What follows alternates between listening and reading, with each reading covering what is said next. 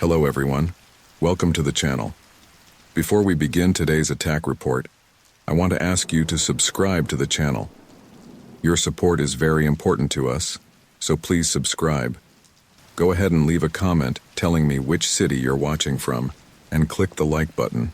All of this because the setting sun painted the sky in hues of orange and purple as I wiped the sweat from my brow. Another long day on the Miller farm was coming to an end.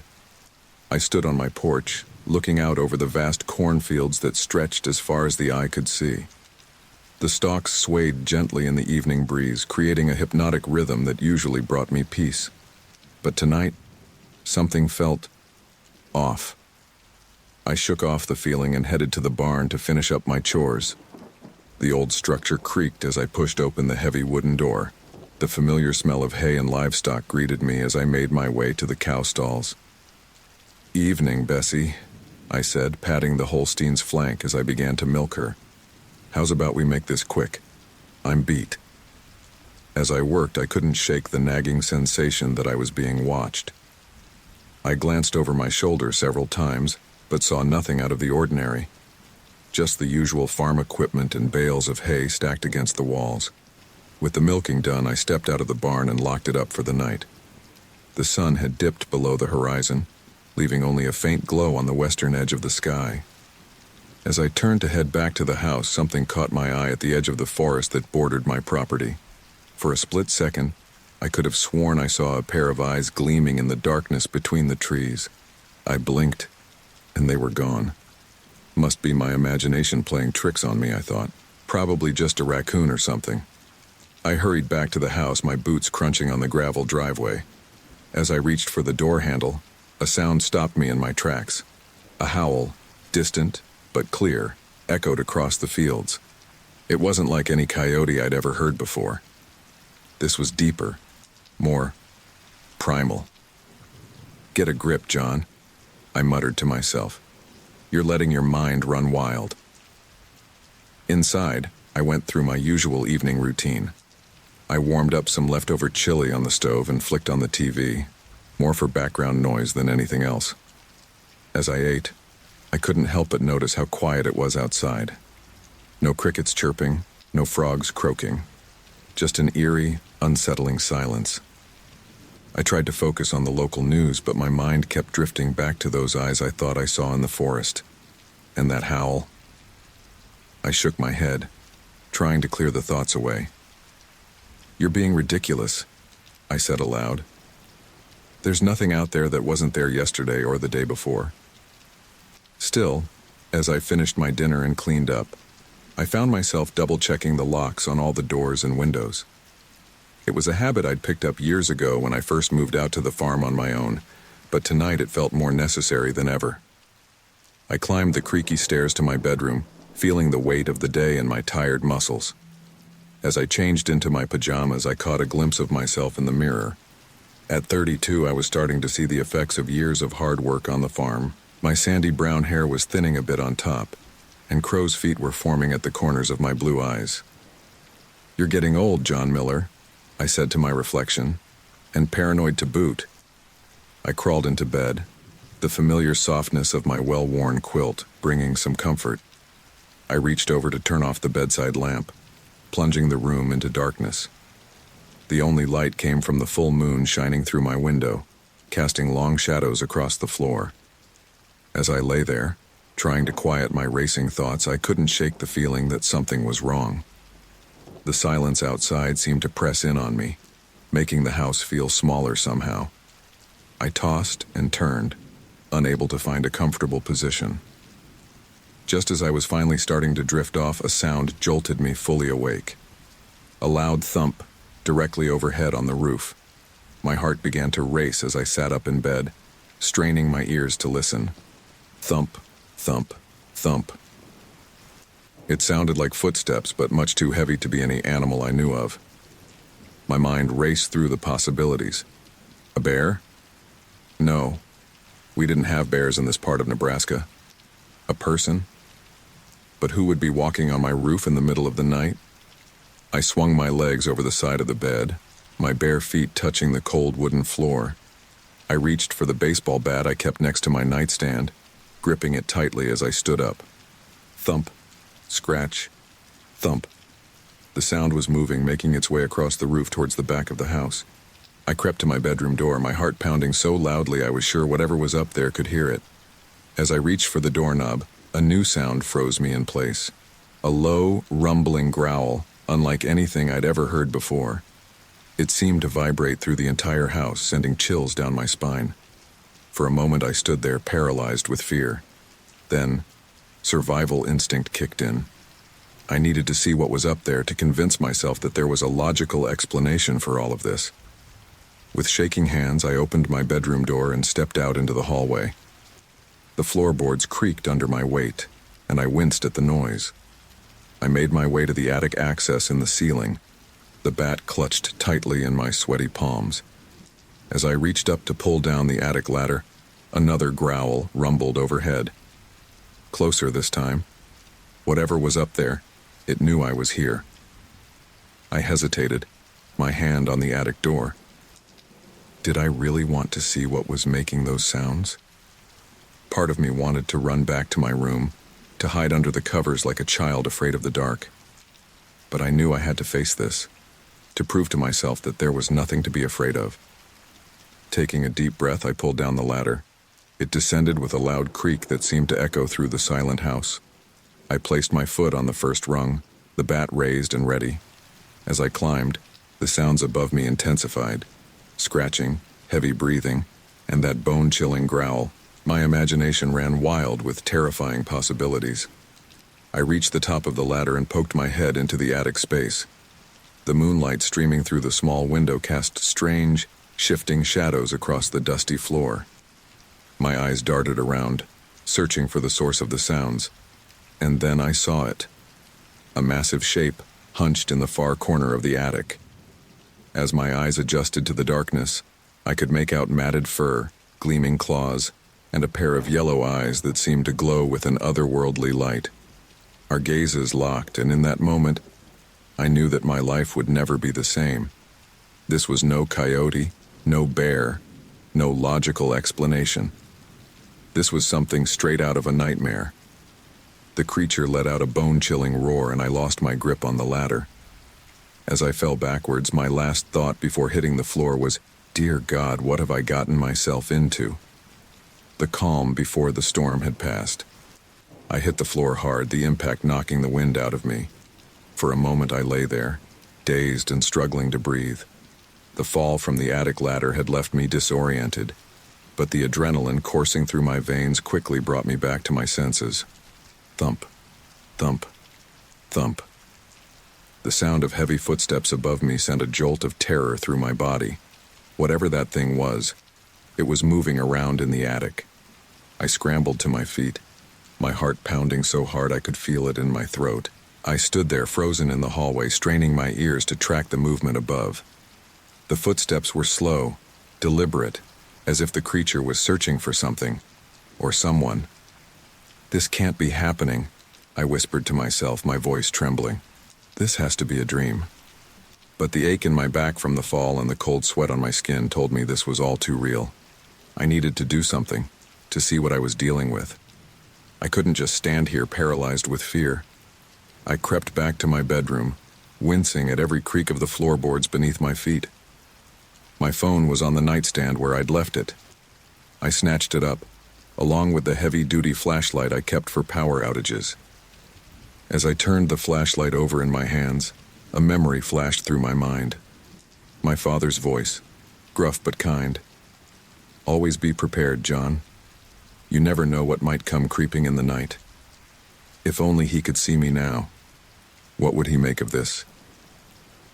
I shook off the thought and steeled myself. I had to go back up there. I had to know what I was dealing with.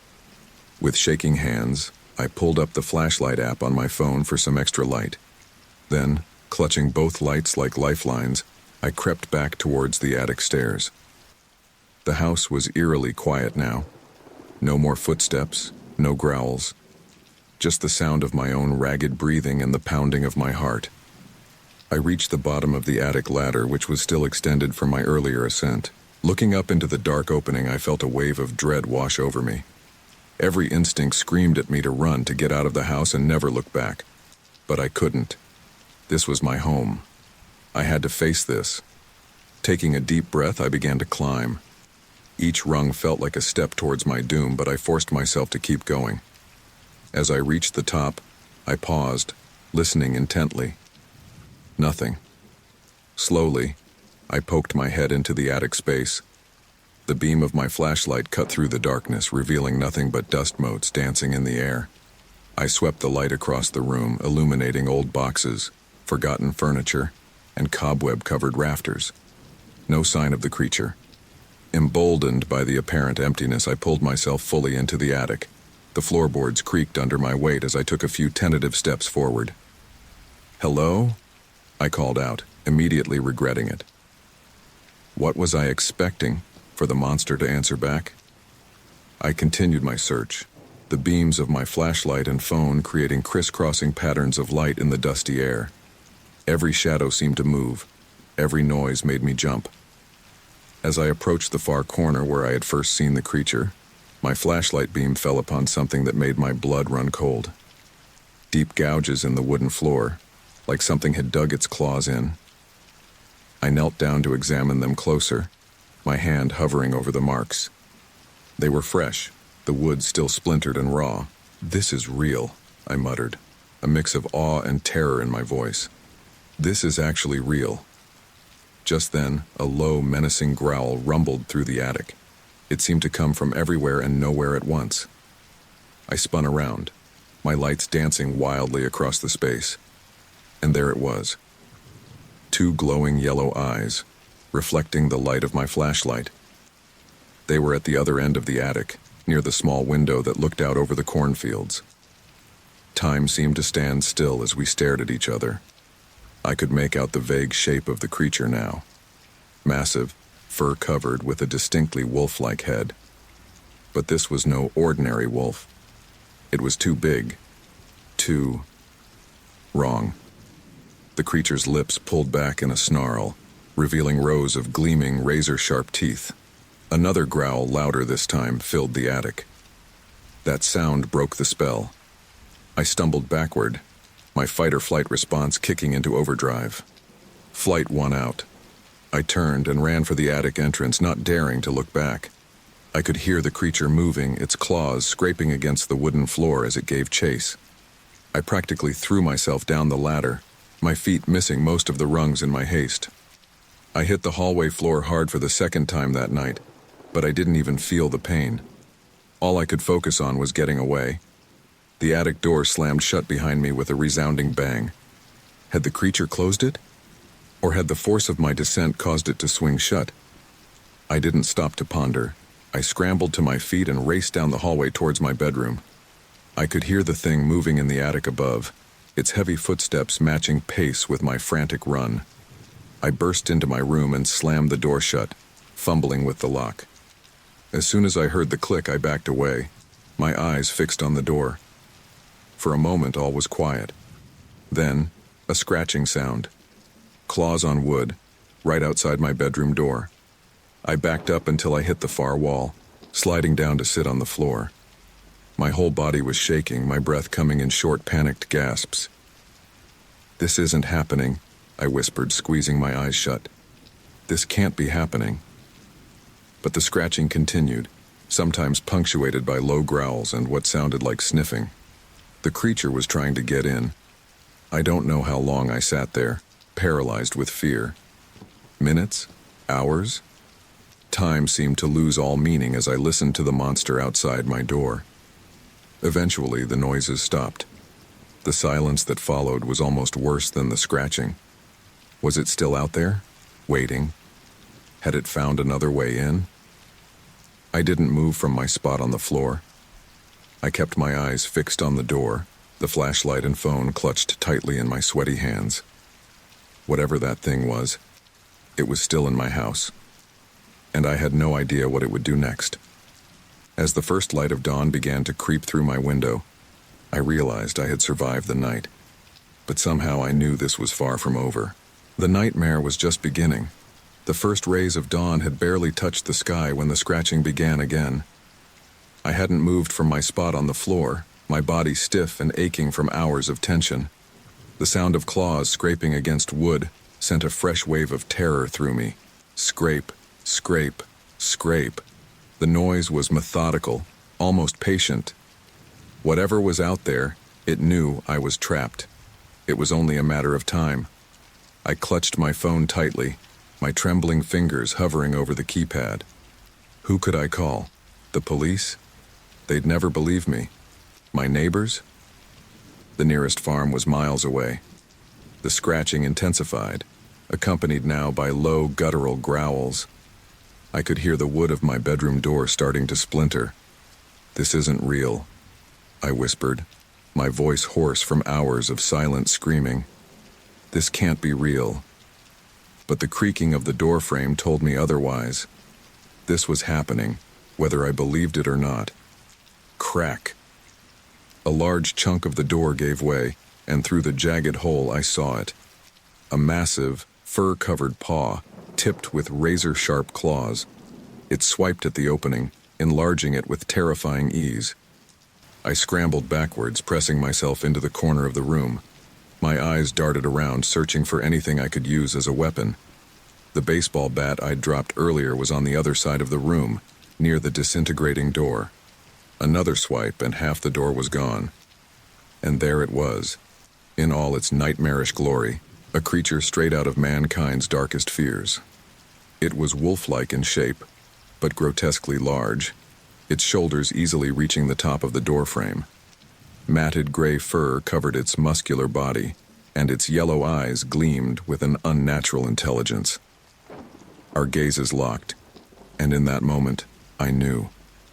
This wasn't just an animal. This was a predator, and I was its prey. The beast let out a bone-chilling howl that shook the very walls of the room. Then, with a power that defied belief, it smashed through what remained of the door. I couldn't help it. I screamed. The sound seemed to excite the creature. It lunged forward, jaws snapping. I rolled to the side, feeling the rush of air as its teeth missed me by inches. "Help!" I yelled, knowing it was futile. "Somebody help me!" The beast whirled around, surprisingly agile for its size. Its hot, fetid breath washed over me as it prepared for another attack. In that moment, survival instinct took over. I grabbed the bedside lamp and hurled it at the creature's face.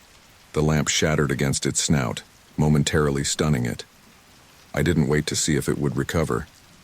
I scrambled to my feet and made a desperate dash for the window. Behind me, I could hear the monster shaking off the impact, its claws scrabbling on the wooden floor as it gave chase. Time seemed to slow down as I reached the window. I could feel the creature's breath on the back of my neck, hear the snap of its jaws. Without thinking, I dove through the glass. The world tilted and spun as I fell. For a brief moment, I was airborne, the cool night air rushing past me. Then, pain. White-hot, all-consuming pain as I hit the ground. I lay there, dazed and gasping for breath. Every inch of my body screamed in agony. But the adrenaline coursing through my veins wouldn't let me stay down. Above me, I heard the creature's frustrated howl. It was still in the house, but for how long? Gritting my teeth against the pain, I forced myself to my feet. My right arm hung uselessly at my side, and I could feel warm blood trickling down my face from cuts caused by the broken glass. My truck. I had to get to my truck. I stumbled across the yard, each step sending shockwaves of pain through my battered body. The gravel driveway seemed to stretch endlessly before me. Behind me, I heard the sound of breaking wood. A quick glance over my shoulder revealed a sight that would haunt my nightmares for years to come. The creature had leaped from the second-story window, landing with cat-like grace despite its massive size. Our eyes met once more, and I saw the hunger there, the thrill of the chase. I turned and ran, really ran, ignoring the protests of my injured body. The truck was so close now, just a few more steps. The beast's howl pierced to the night air, so close it made my ears ring. I could hear its heavy footfalls as it gained on me with terrifying speed. My trembling hands fumbled with the truck door. Locked. Of course it was locked. No, no, no, I muttered, frantically searching my pockets for the keys. Where were they? Had I left them in the house? The creature was almost upon me now. I could hear its labored breathing, smell its musky animal odor. Just as I felt its hot breath on the back of my neck, my fingers closed around cold metal in my pocket. The keys.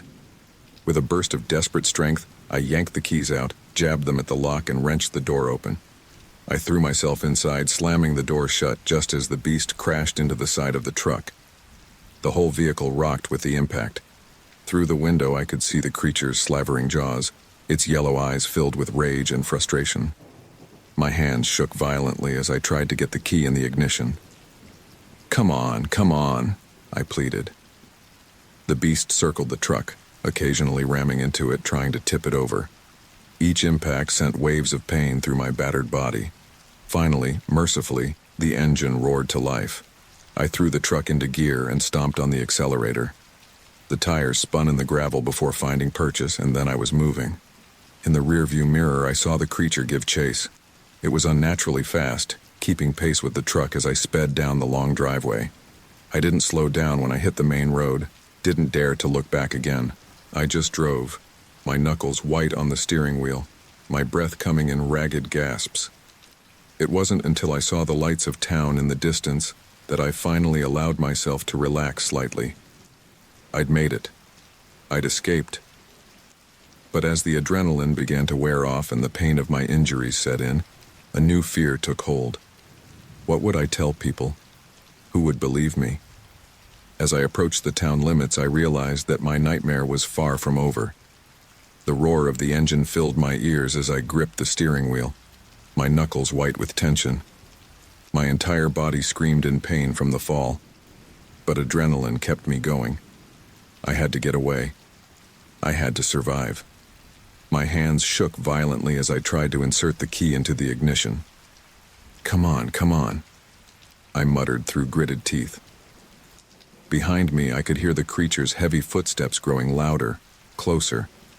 The sound of its claws scraping against the gravel sent shivers down my spine. Finally, the key slid home. I turned it, and the engine sputtered to life.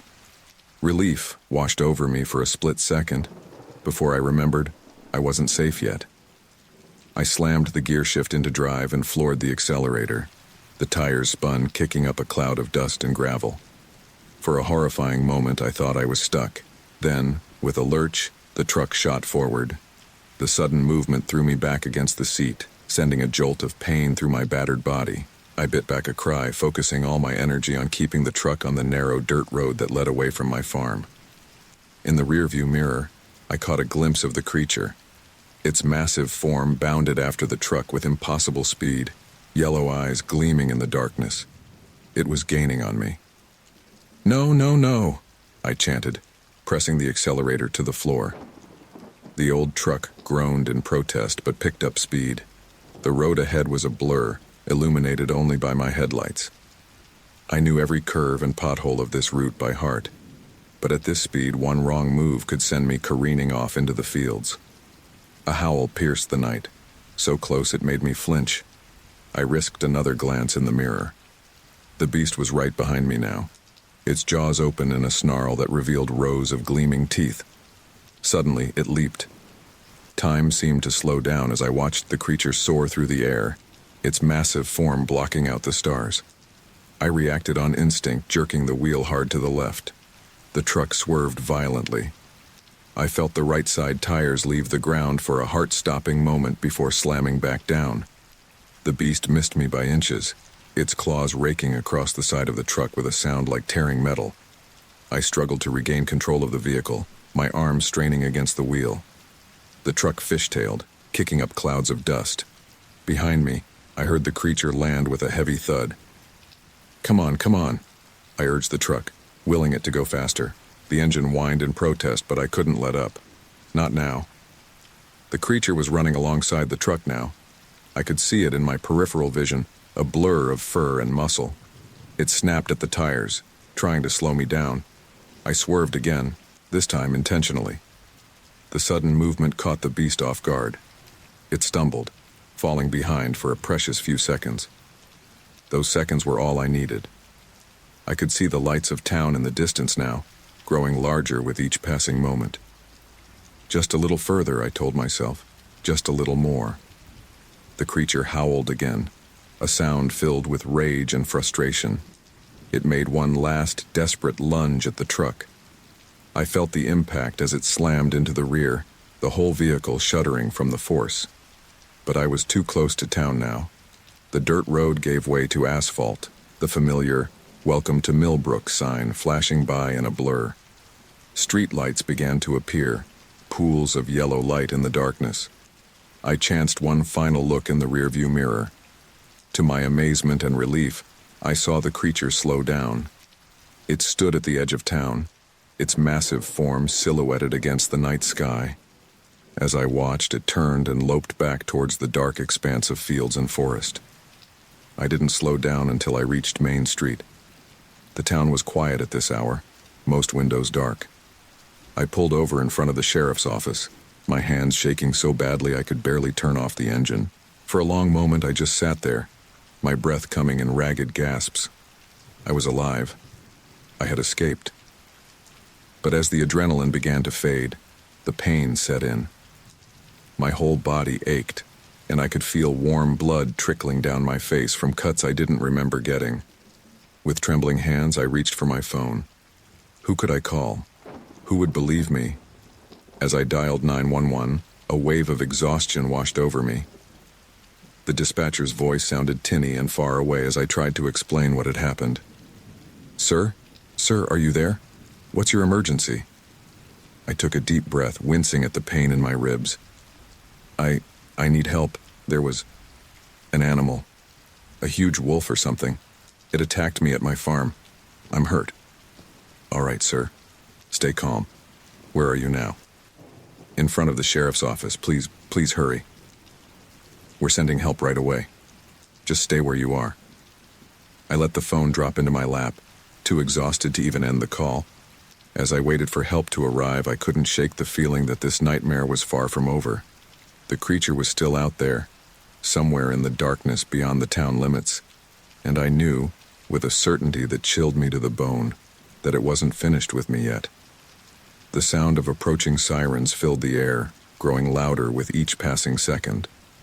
As red and blue lights began to dance across the buildings, I steeled myself for what was to come. How could I possibly explain what had happened? Who would believe me? As the first police car pulled up beside me, I realized that escaping the creature might have been the easy part.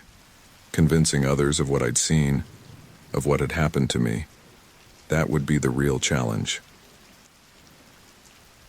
The fluorescent lights of the sheriff's office buzzed overhead, their harsh glare making me squint. My heart was still racing, and I could feel blood trickling down my face from countless cuts. The adrenaline was wearing off, and every part of my body screamed in pain. Deputy Johnson looked up from his desk, his eyes widening as he took in my battered appearance. "John? What in the world happened to you?" I stumbled forward, gripping the edge of his desk to steady myself. "Tom, you've got to help me. There's a monster out there. It attacked my farm, tried to kill me. We need to organize a search party, warn people." "Whoa, slow down," Deputy Johnson interrupted, rising from his chair. "What kind of monster? Start from the beginning." I took a deep breath, wincing at the pain in my ribs. "It was huge, Tom, like a wolf, but bigger than any animal I've ever seen. It broke into my house, chased me through the fields. I barely escaped with my life." As I spoke, I could see the doubt creeping into Deputy Johnson's eyes. He glanced at the clock on the wall, 3:47 a.m., then back at me. "John, have you been drinking tonight?" The question hit me like a slap in the face. "What?" "No, Tom, I'm telling you the truth. You have to believe me." But I could see it in his eyes. He didn't believe a word I was saying.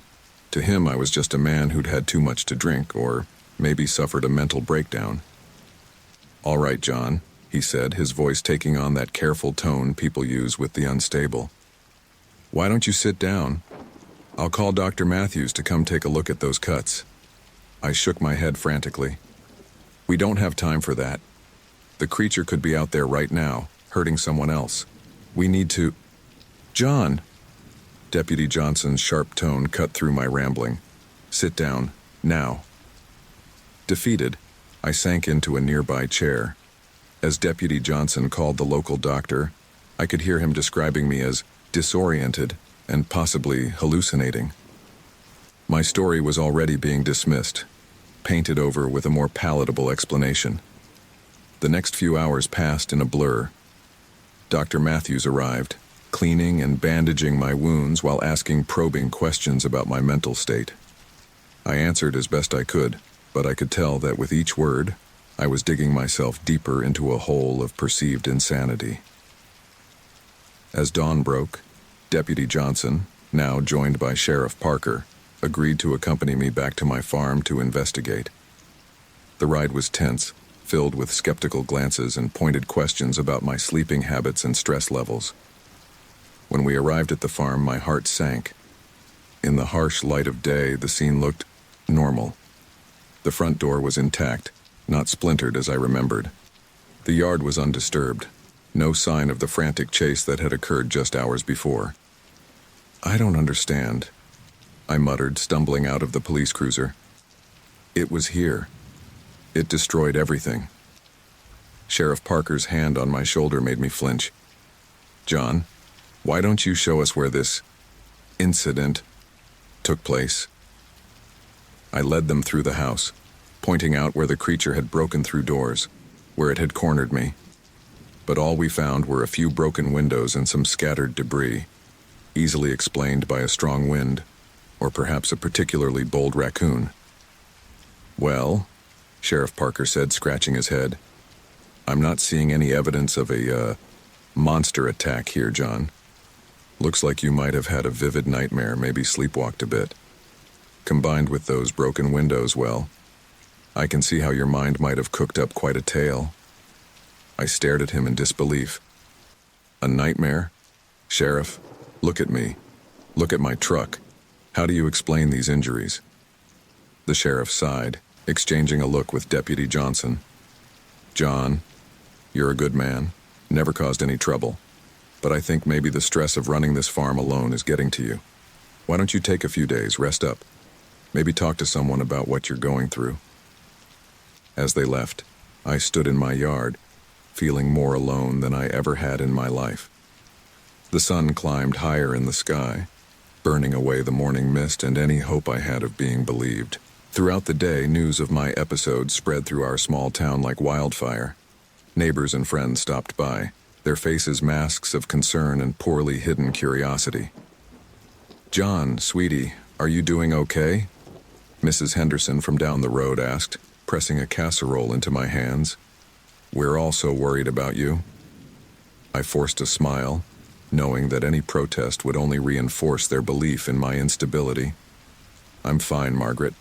Just had a rough night. As the day wore on, I found myself replaying the events of the previous night over and over in my mind.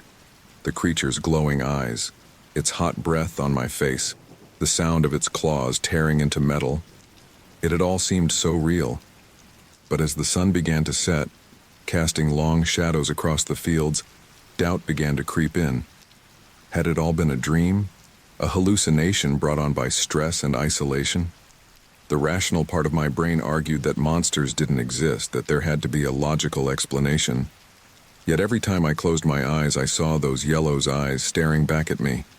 I could still smell its musky animal odor, still hear its bone-chilling howl. As night fell, I found myself checking and rechecking the locks on every door and window. I pulled the curtains tight, jumping at every creak and groan of the old farmhouse settling. Sitting in my living room, a loaded shotgun across my lap, I couldn't shake the feeling of being watched. Was the creature out there, waiting for another chance to strike? Or was I losing my mind, seeing monsters where there were none? The line between reality and nightmare had blurred, and I no longer knew which side I was on. As the clock ticked closer to midnight, one thought echoed through my mind. If the monster wasn't real, what did that make me? The night stretched ahead, long and dark, filled with the promise of either vindication or further descent into madness. and I had no choice but to face it alone. The digital clock on my nightstand glowed an accusatory 3:27 a.m. Sleep had eluded me, my mind racing with images of gleaming yellow eyes and razor-sharp claws. The events of the past night replayed in an endless loop, each iteration only deepening my confusion and fear. With a frustrated sigh, I reached for my laptop. If sleep wouldn't come, I might as well try to make sense of what had happened. My fingers hovered over the keyboard for a moment before I typed, "Werewolf attacks." The search results were a mix of movie references, folklore, and conspiracy theories. Nothing concrete, nothing that could explain what I had experienced. I clicked through page after page, my hope dwindling with each new tab. "This is ridiculous," I muttered to myself, rubbing my tired eyes. "Werewolves aren't real. There has to be a logical explanation." But as I scrolled through images of wolf-like creatures standing on two legs, my breath caught in my throat. Some of the depictions were eerily similar to what I had seen. The massive size, the intelligent eyes, the blend of wolf and human features. I shook my head, trying to clear the thoughts. This was crazy. I was letting my imagination run wild, seeing connections where there were none. Closing the laptop, I made my way to the bathroom. The harsh fluorescent light made me wince as I examined my reflection in the mirror. Dark circles under my eyes, a pallor to my skin that spoke of shock and exhaustion, and the injuries. I gingerly touched the scratches on my face and arms. They were deep, but already starting to scab over. As I traced one particularly long gash on my forearm, I frowned. It could easily have been caused by broken glass or splintered wood from my fall. There was nothing definitively monster-like about these wounds. "You're losing it, John," I told my reflection. "Pull yourself together." But the nagging doubt remained. I needed more information, something concrete to either prove my sanity or confirm my worst fears. As soon as the library opened at 9 a.m., I was there, ignoring the curious glances from other patrons as I made my way to the reference section. I grabbed every book I could find on local history, animal attacks, and unexplained phenomena. Mrs. Wilkins, the elderly librarian who had known me since I was a child, approached with a concerned look. "John, are you all right, dear? You look like you haven't slept a wink." I forced a smile, trying to appear more put together than I felt. "I'm fine, Mrs. Wilkins. Just doing some research for a project." She nodded, though the worry didn't leave her eyes. "Well, if you need any help, you just let me know." For hours I pored over dusty tomes and local newspapers, searching for any mention of unusual animal attacks or sightings. Most were easily explained: coyotes venturing too close to farms, the occasional mountain lion straying from its usual territory. Nothing even remotely close to what I had encountered. As the afternoon wore on, my search became more desperate. I found myself in the small section dedicated to cryptozoology and folklore, pulling out books with titles like Monsters Among Us and The Werewolf Phenomenon. When I approached the checkout desk with my stack of books, Mrs. Wilkins raised an eyebrow. "Quite an eclectic selection you've got there, John. Planning on writing a novel?" I chuckled nervously, acutely aware of how strange this must look. "Just exploring some new interests. You know how it is." As she scanned the books, her expression grew more concerned. "John, I couldn't help but overhear some talk in town about what happened at your farm. If you need someone to talk to..." "I'm fine, really," I interrupted, perhaps too quickly. "Just a misunderstanding, that's all.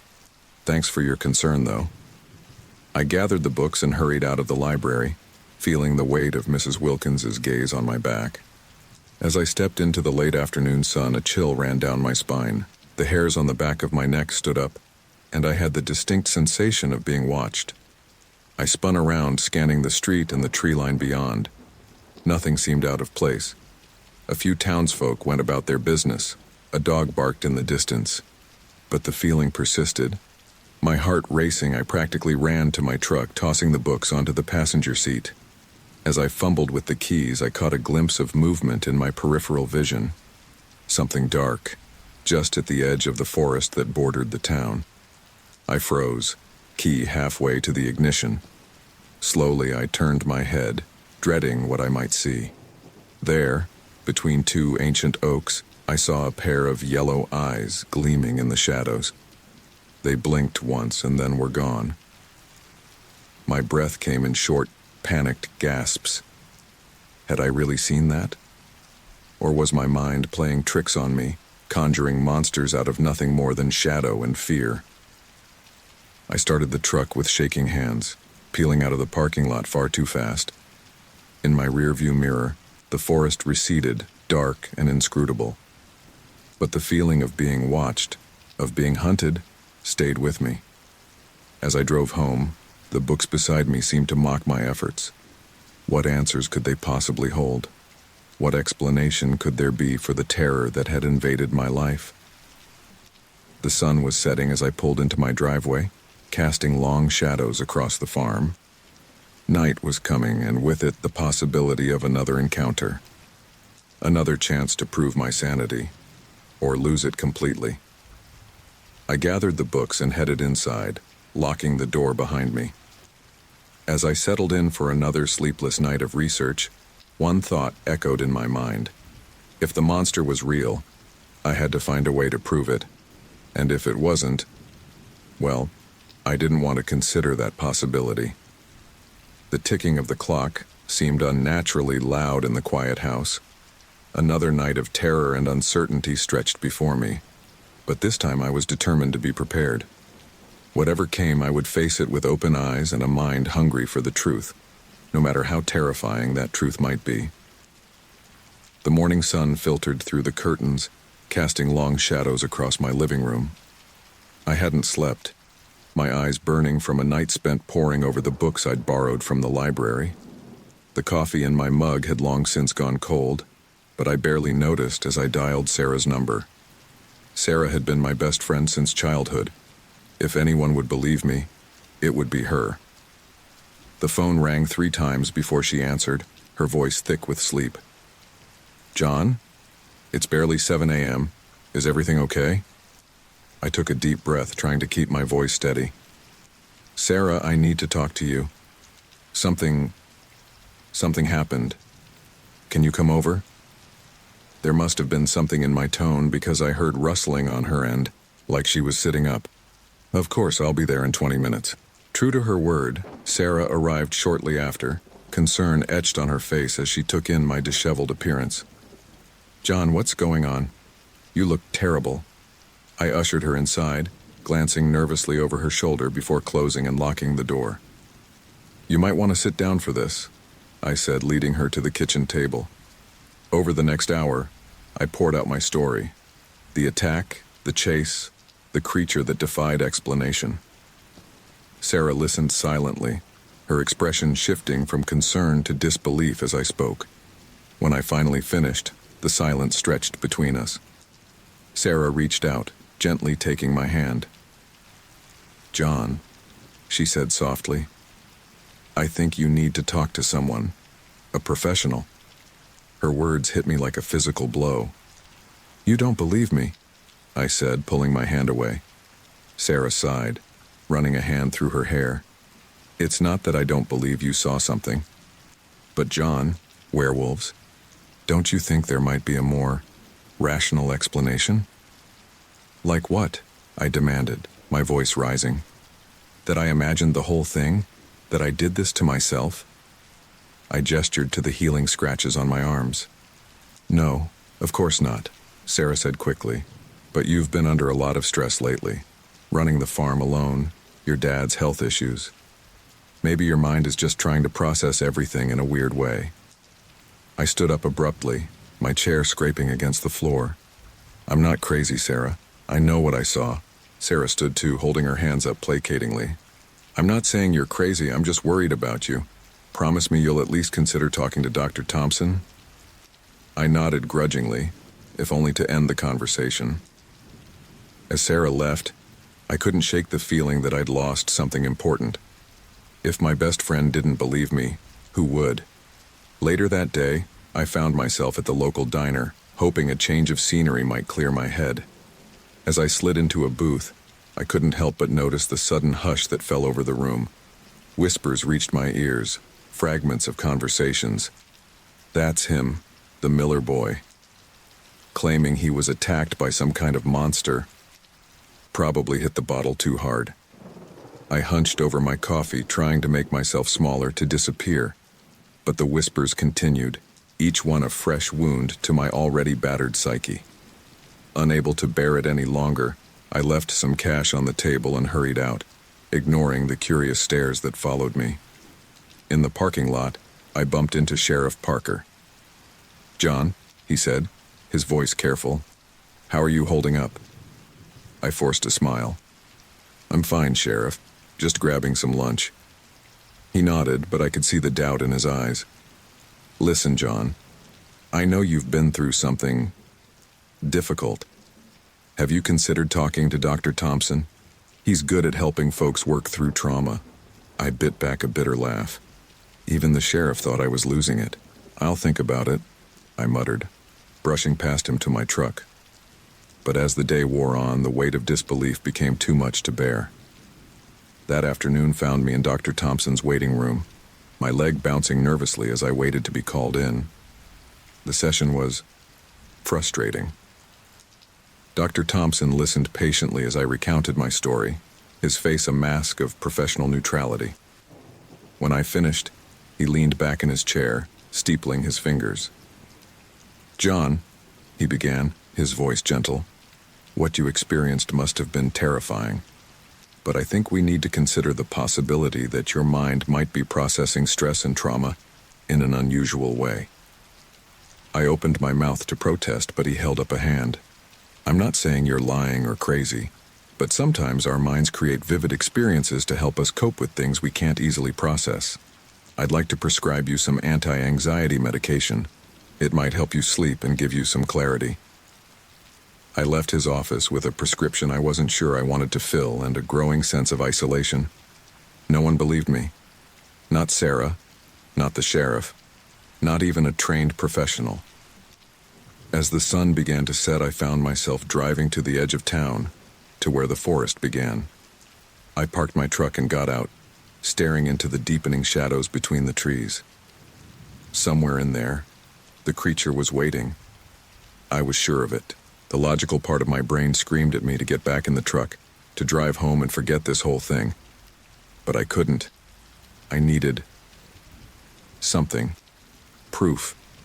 Closure. Anything. As I stood there, the last rays of sunlight disappearing behind the mountains, a sound broke the silence. A howl, distant but unmistakable. It wasn't a normal wolf howl.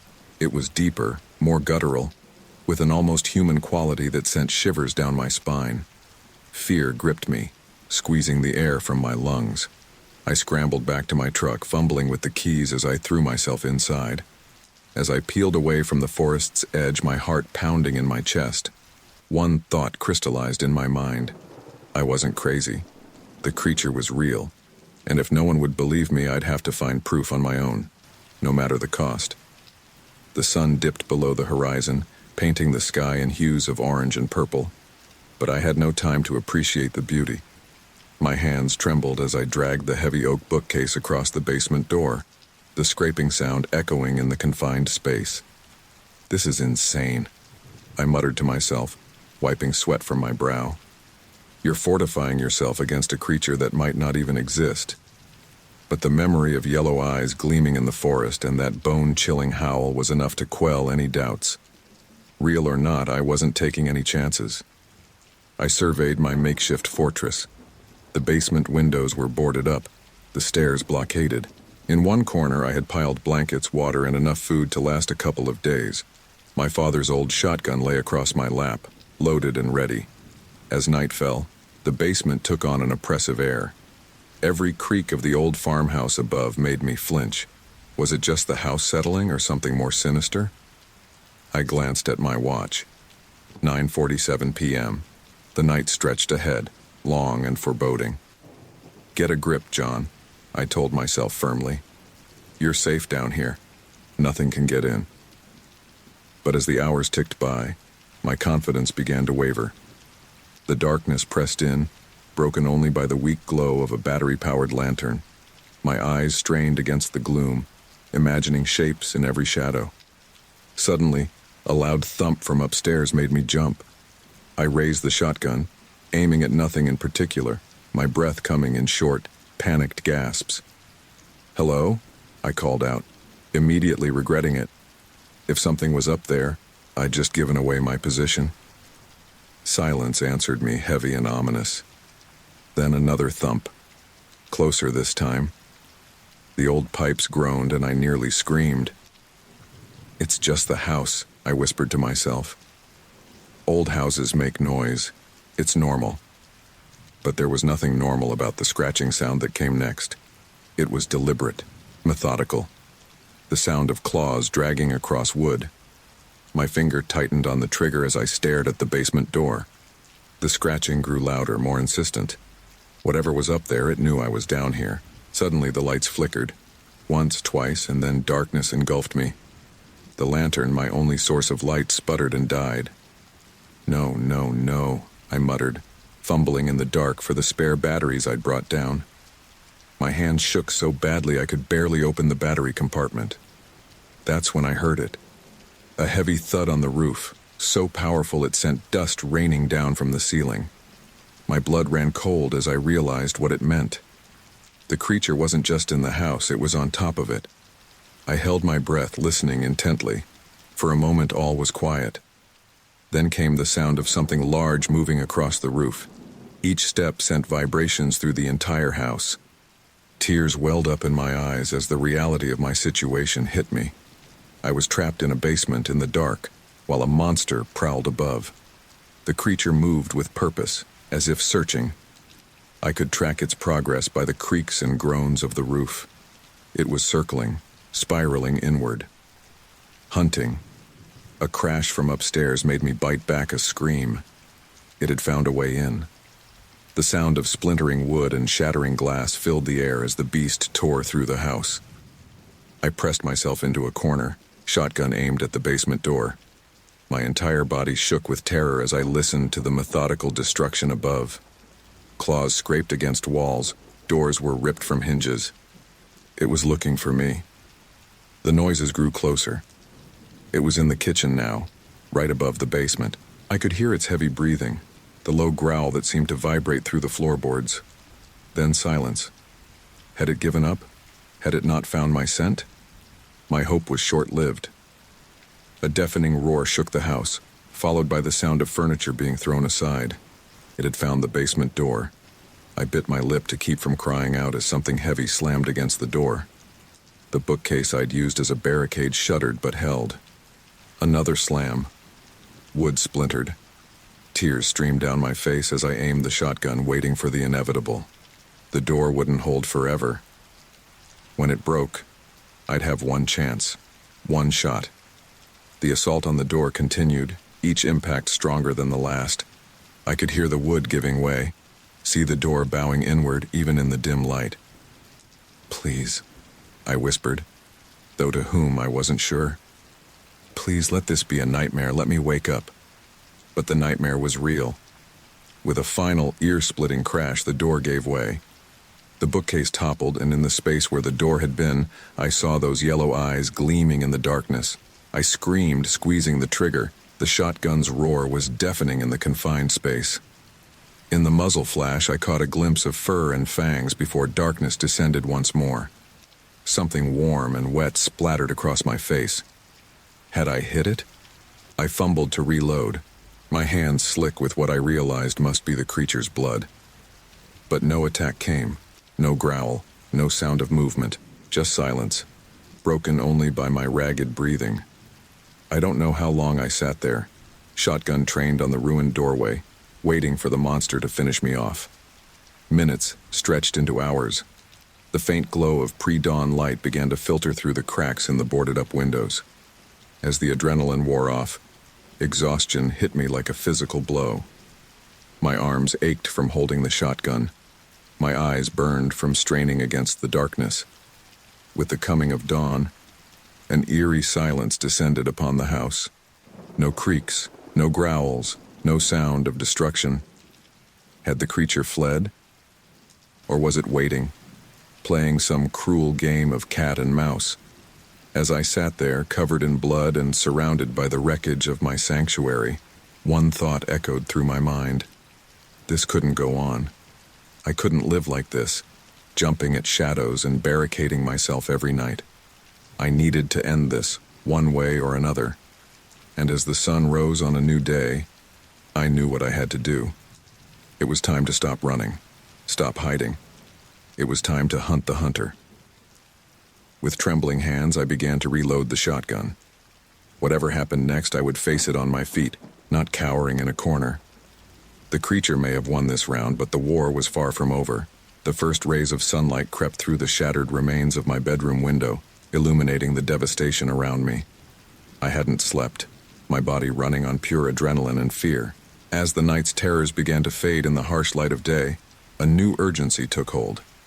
I needed proof, something tangible to show that I wasn't losing my mind. With shaking hands, I dialed the sheriff's office. Deputy Johnson answered, his voice thick with sleep. "John? What's going on?" I took a deep breath, trying to keep my voice steady. "Tom, you need to come out here. Now. It came back. The creature. My house is destroyed." There was a long pause on the other end. When Tom spoke again, his tone was carefully neutral. "All right, John. I'll be there in 20 minutes. Don't touch anything, okay?" As I waited for the deputy to arrive, I stepped outside, desperate for some fresh air. That's when I saw it. My truck, parked where I'd left it the night before, was now covered in deep, jagged claw marks. The metal was torn and twisted, as if something with immense strength had tried to pry open the doors. "Oh my God," I whispered, running my fingers along the gouges. This was it. Proof that couldn't be explained away. The sound of tires on gravel announced Deputy Johnson's arrival. He stepped out of his cruiser, his eyes widening as he took in the state of my house. "Jesus, John, what happened here?" I led him to my truck, my heart pounding with a mixture of fear and vindication. "Look at this, Tom. Look at these claw marks. This is what I've been trying to tell you about." Deputy Johnson frowned, examining the damage. "This is concerning, John, but we can't jump to conclusions. This could be vandalism. Some kids with a grudge, maybe?" I stared at him in disbelief. "Vandalism? Tom, what kind of vandal could do this kind of damage? Look at how deep these gouges are." He held up a hand, his expression sympathetic but skeptical. "I hear you, John, but we deal in facts, not speculation. I'll take some photos, file a report. We'll look into it, I promise." As Deputy Johnson documented the damage to my truck, I noticed something in the soft earth near my porch. Footprints, but not human footprints. These were massive, canine-like prints, easily twice the size of a normal wolf's. "Tom, over here!" I called out, my voice cracking with excitement. "Look at these tracks." The deputy joined me, crouching down to examine the prints. "These are unusual," he admitted, taking out his phone to snap a few pictures. But even as we stood there, I could see the edges of the prints starting to crumble. The morning sun was quickly drying the mud, causing the evidence to literally fade before our eyes. "We need to preserve these somehow," I said frantically, looking around for something to cover them with. Deputy Johnson shook his head. "John, these prints are already degrading. By the time we got a forensics team out here, they'd be gone. I'm sorry, but this just isn't concrete evidence." Desperation clawed at my insides. I needed something, anything that couldn't be explained away. Then I remembered. My phone. I'd tried to take pictures during the attack. "Wait here," I told the deputy, rushing back into the house. I found my phone under a pile of debris in the living room. My hands shook as I pulled up the photo gallery. There were dozens of blurry images, dark shapes, shadows, a glint of yellow eyes. But nothing clear, nothing definitive. "Damn it," I cursed, scrolling through photo after useless photo. That's when I saw it. Caught on a jagged piece of the broken window frame were several tufts of coarse gray fur. My heart leapt. This was it. Actual, physical evidence. I called out to Deputy Johnson, "Tom, I found something. Come quick." But as I turned to show him my discovery, my elbow caught the frame. The sudden movement dislodged the fur, sending the precious evidence fluttering to the ground and out of sight. "No, no, no," I muttered, dropping to my knees to search for the lost fur. Deputy Johnson appeared in the doorway. "What is it, John? What did you find?" I looked up at him, my eyes wild with frustration. There was fur, right here. Gray fur, like nothing I've ever seen before. But it fell. Help me look for it. We spent the next 10 minutes combing the debris-strewn floor, but the fur was nowhere to be found. It was as if it had never existed. Finally, Deputy Johnson straightened up with a sigh. "John, I think you need to get some rest. You've been through a traumatic experience. Why don't you come stay at the station for a while? We can get this place cleaned up, make sure you're safe." I stood in the middle of my destroyed bedroom, surrounded by the evidence of my terrifying night, and realized with a sinking feeling that no one would ever believe what had really happened here. Every piece of evidence, every potential proof had slipped through my fingers. "No," I said quietly, my voice thick with defeat. "No, I'll stay here. I need to clean up." Deputy Johnson nodded, his expression a mixture of concern and doubt. "All right, but promise me you'll call if you need anything. And John, maybe consider talking to Dr. Thompson again. He might be able to help you process all this." As the deputy's cruiser disappeared down the driveway, I sank to the floor, surrounded by the wreckage of my life. The creature had taken everything from me, my sense of safety, my credibility, and now, my last hope of proving its existence. I picked up a shard of broken mirror, staring at my haggard reflection. The man looking back at me was a stranger, wild-eyed, covered in cuts and bruises, with a haunted expression that spoke of horrors no one else would ever understand. In that moment, I made a decision. If no one would believe me, if no evidence would ever be enough, then I had only one option left. I had to end this myself. One way or another, I would find that creature again. And this time, I would be ready. As I began to formulate a plan, a chill ran down my spine. The hunt was on, but I couldn't shake the feeling that I wasn't the hunter here. I was the prey. And the real question was, who would survive this final confrontation? The days following the attack blurred together, a haze of sleepless nights and paranoid days. I found myself jumping at every creaking floorboard, every rustling leaf. The town had moved on, but I remained trapped in that terrifying night. A week after the incident, I stood in my newly reinforced living room surveying my handiwork. Heavy steel bars covered every window. The doors were reinforced with deadbolts and chains. In the corner, a bank of monitors flickered, showing feeds from the security cameras I'd installed around the property. This should do it, I muttered to myself, but the words rang hollow. Deep down, I knew that if the creature returned, no amount of steel and surveillance would save me. The doorbell rang, startling me so badly I nearly knocked over a nearby lamp. Heart pounding, I checked the security feed. It was Sarah, shifting nervously on my front porch. I opened the door, keeping the chain on. "Sarah, what are you doing here?" She looked at me with a mixture of concern and pity. "John, I wanted to check on you. Can I come in?" I hesitated, then reluctantly unchained the door. As Sarah stepped inside, her eyes widened at the fortress my home had become. "Oh, John," she whispered, taking in the barred windows and security screens. "What have you done?" "What I had to do," I replied tersely, "to stay safe." Sarah reached out, gently touching my arm. "Safe from what?" "John, it's been a week. Nothing's happened. Don't you think it's time to move on?" I pulled away from her touch, anger flaring. "Move on? Sarah, you have no idea what I've been through, what I saw. It's still out there waiting. I can feel it." "John, please," Sarah pleaded. "This isn't healthy. People in town are talking. They're worried about you. I'm worried about you." I laughed bitterly. Worried? Or do they just think I'm crazy? The local madman who fought a werewolf? Sarah's silence was answer enough. I turned away, staring at the security feeds. I think you should go, Sarah. John, please, I said, my voice cracking. Just go. After she left, I sank into my armchair, exhaustion washing over me. Sleep had become my enemy, filled with nightmares of glowing eyes and snapping jaws. Every night, I relived the attack, waking up in a cold sweat, screaming. That night was no different. In my dreams, I was back in the basement, the creature tearing through the door. But this time, when I fired the shotgun, nothing happened. The creature lunged, its hot breath on my face, jaws opening wide.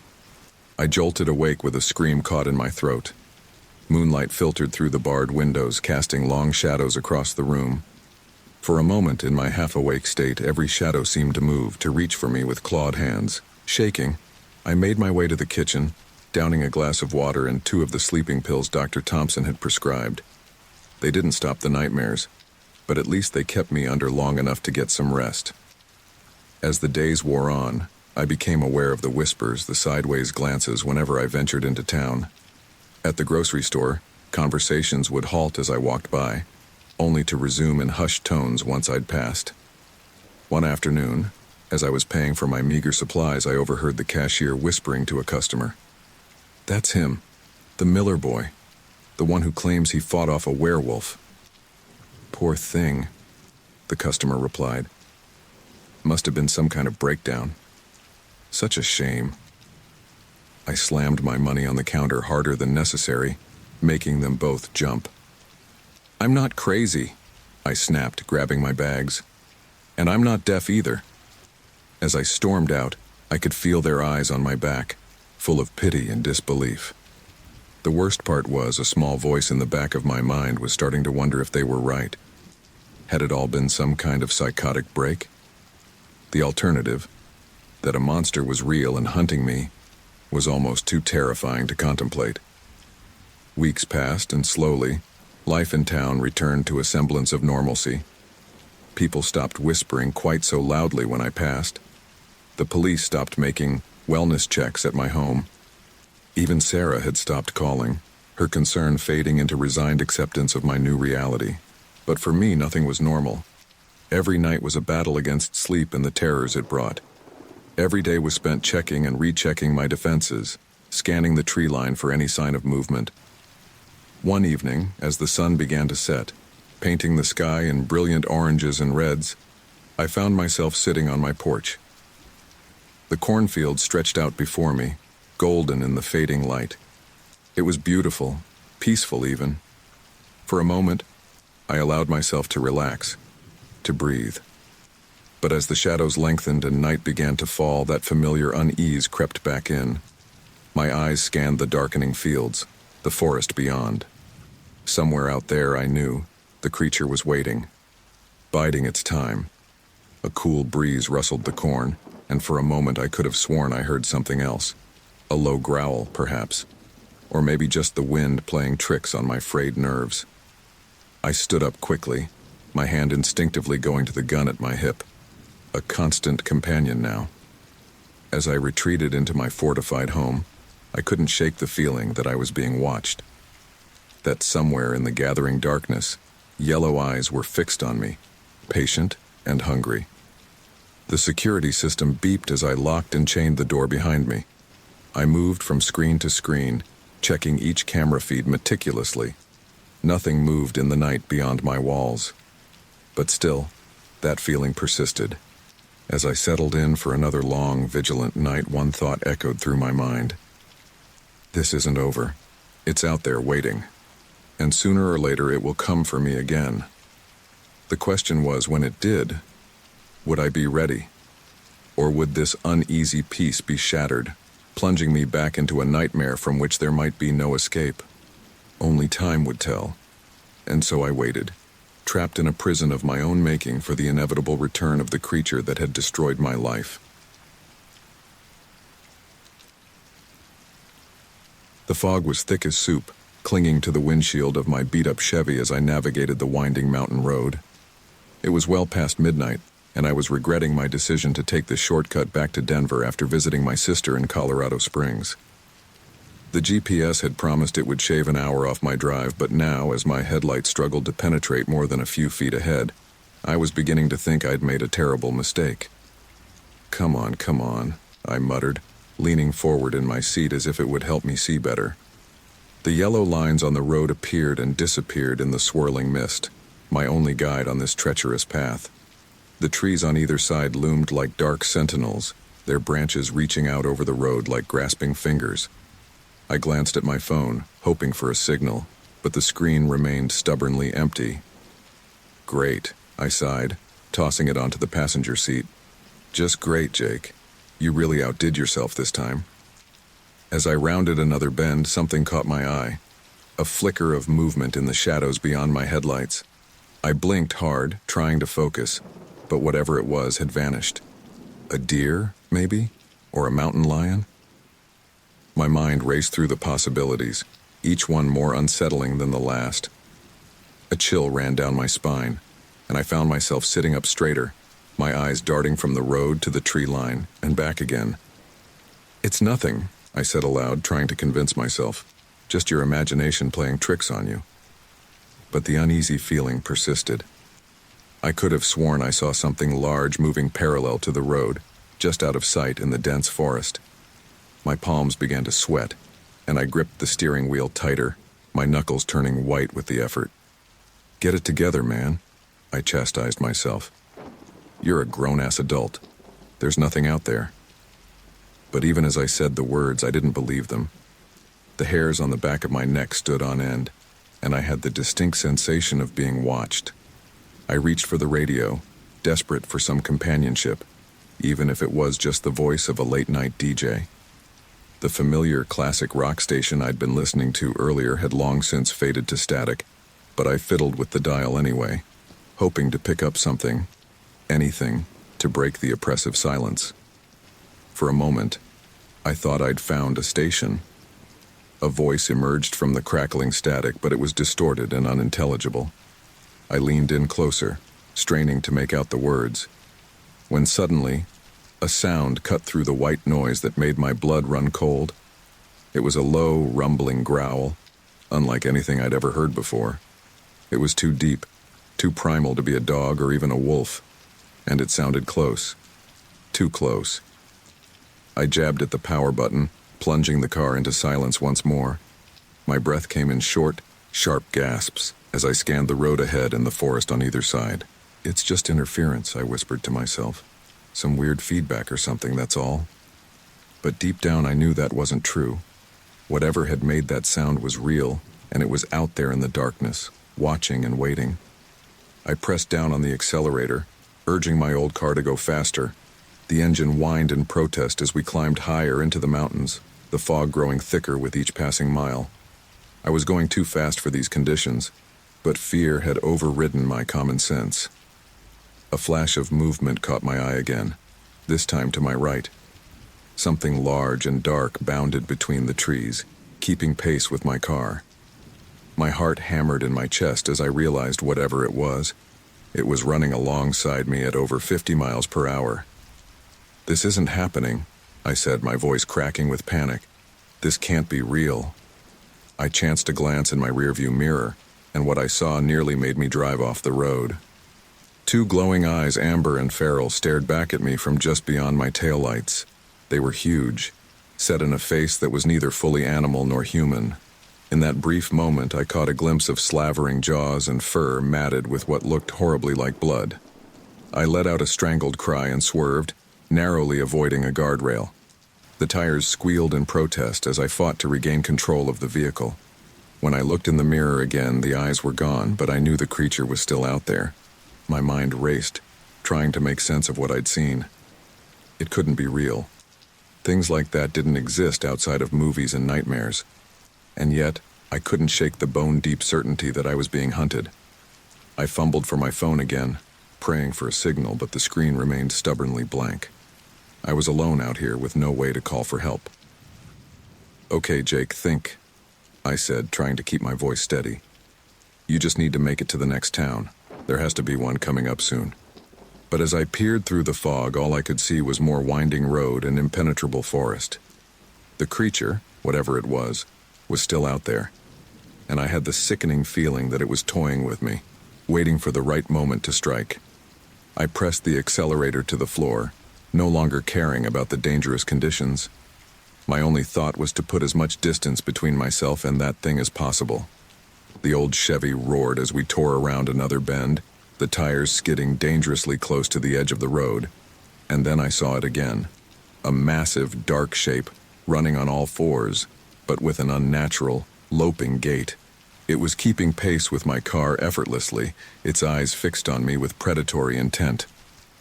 "No, no, no," I chanted, my voice rising to a near hysterical pitch. "This isn't happening. It can't be real." But it was real. As real as the sweat dripping down my back and the terror clawing at my throat. Whatever that thing was, it wanted me. And out here, in the lonely darkness of the Colorado mountains, there was no one to hear me scream. As I rounded another bend, my headlights illuminated a sign. Chain Station 1 mile. A spark of hope ignited in my chest. A chain station meant civilization, or at least the possibility of other people, if I could just make it there. But even as that thought formed, I heard a sound that chilled me to my very core. A howl, long and mournful, yet filled with an unmistakable hunger. It echoed off the mountains, seeming to come from everywhere at once. I risked one more glance in my rearview mirror. The eyes were there again, closer now, filled with an intelligence that was anything but human. And I knew, with a certainty that transcended logic or reason, that my night of terror was only just beginning. The chain station sign had barely faded from view when it happened. My old Chevy, pushed beyond its limits, let out a sickening sputter. The engine coughed once, twice, and then went silent. The headlights flickered and died, plunging me into total darkness. "No, no, no," I cried, frantically pumping the gas pedal as the car coasted to a stop. "Come on, please." But it was no use.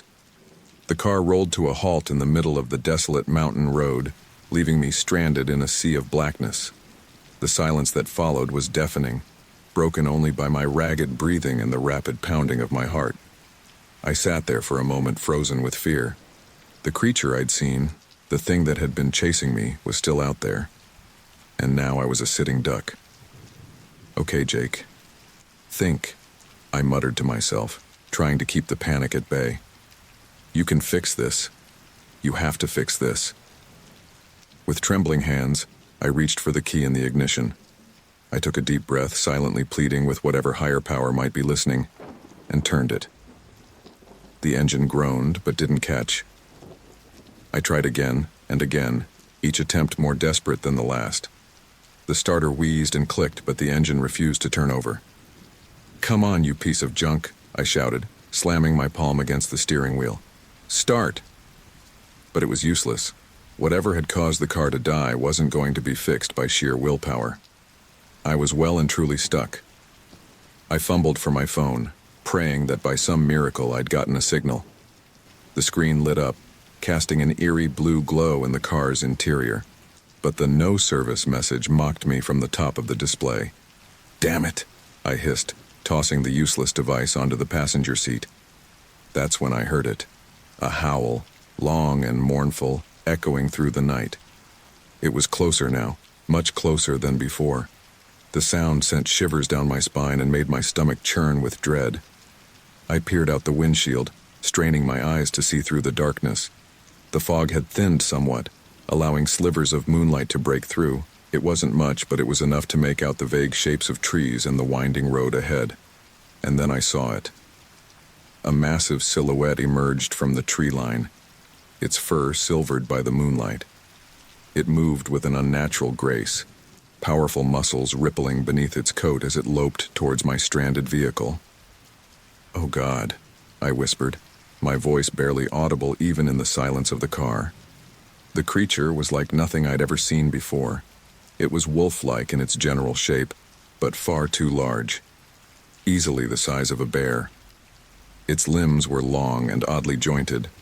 almost human in their articulation. And its face, even from this distance, I could see that its features were a nightmarish blend of wolf and man. Panic clawed at my throat as the reality of my situation sank in.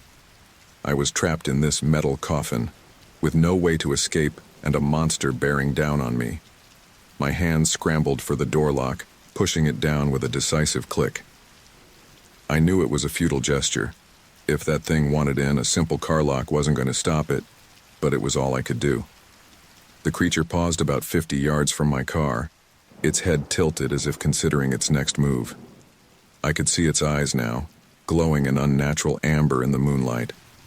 They were fixed on me with an intelligence that was terrifyingly human. "This isn't real," I muttered, squeezing my eyes shut. "This can't be happening. When I open my eyes, it'll be gone. It has to be gone." But when I looked again, the monster was still there, and it was closer now, padding towards me with deliberate, stalking movements.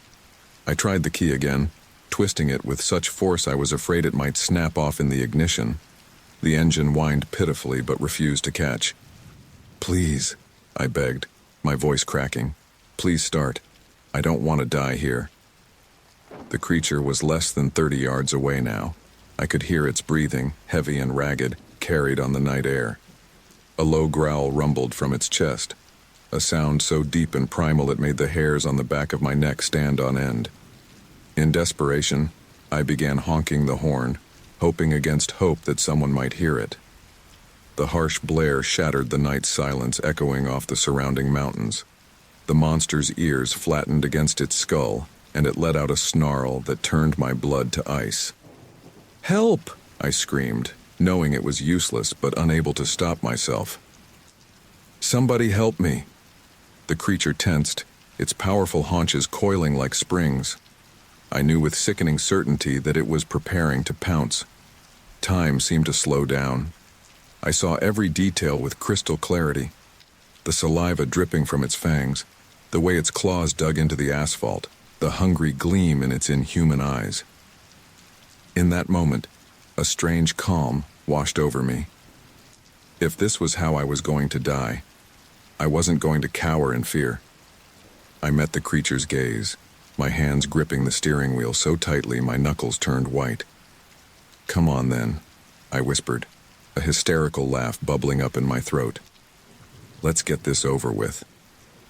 As if in response to my challenge, the monster let out a bone-chilling howl and launched itself towards my car. I braced for impact, my entire body tensing as I waited for the sound of shattering glass and tearing metal. But fate, it seemed, had other plans.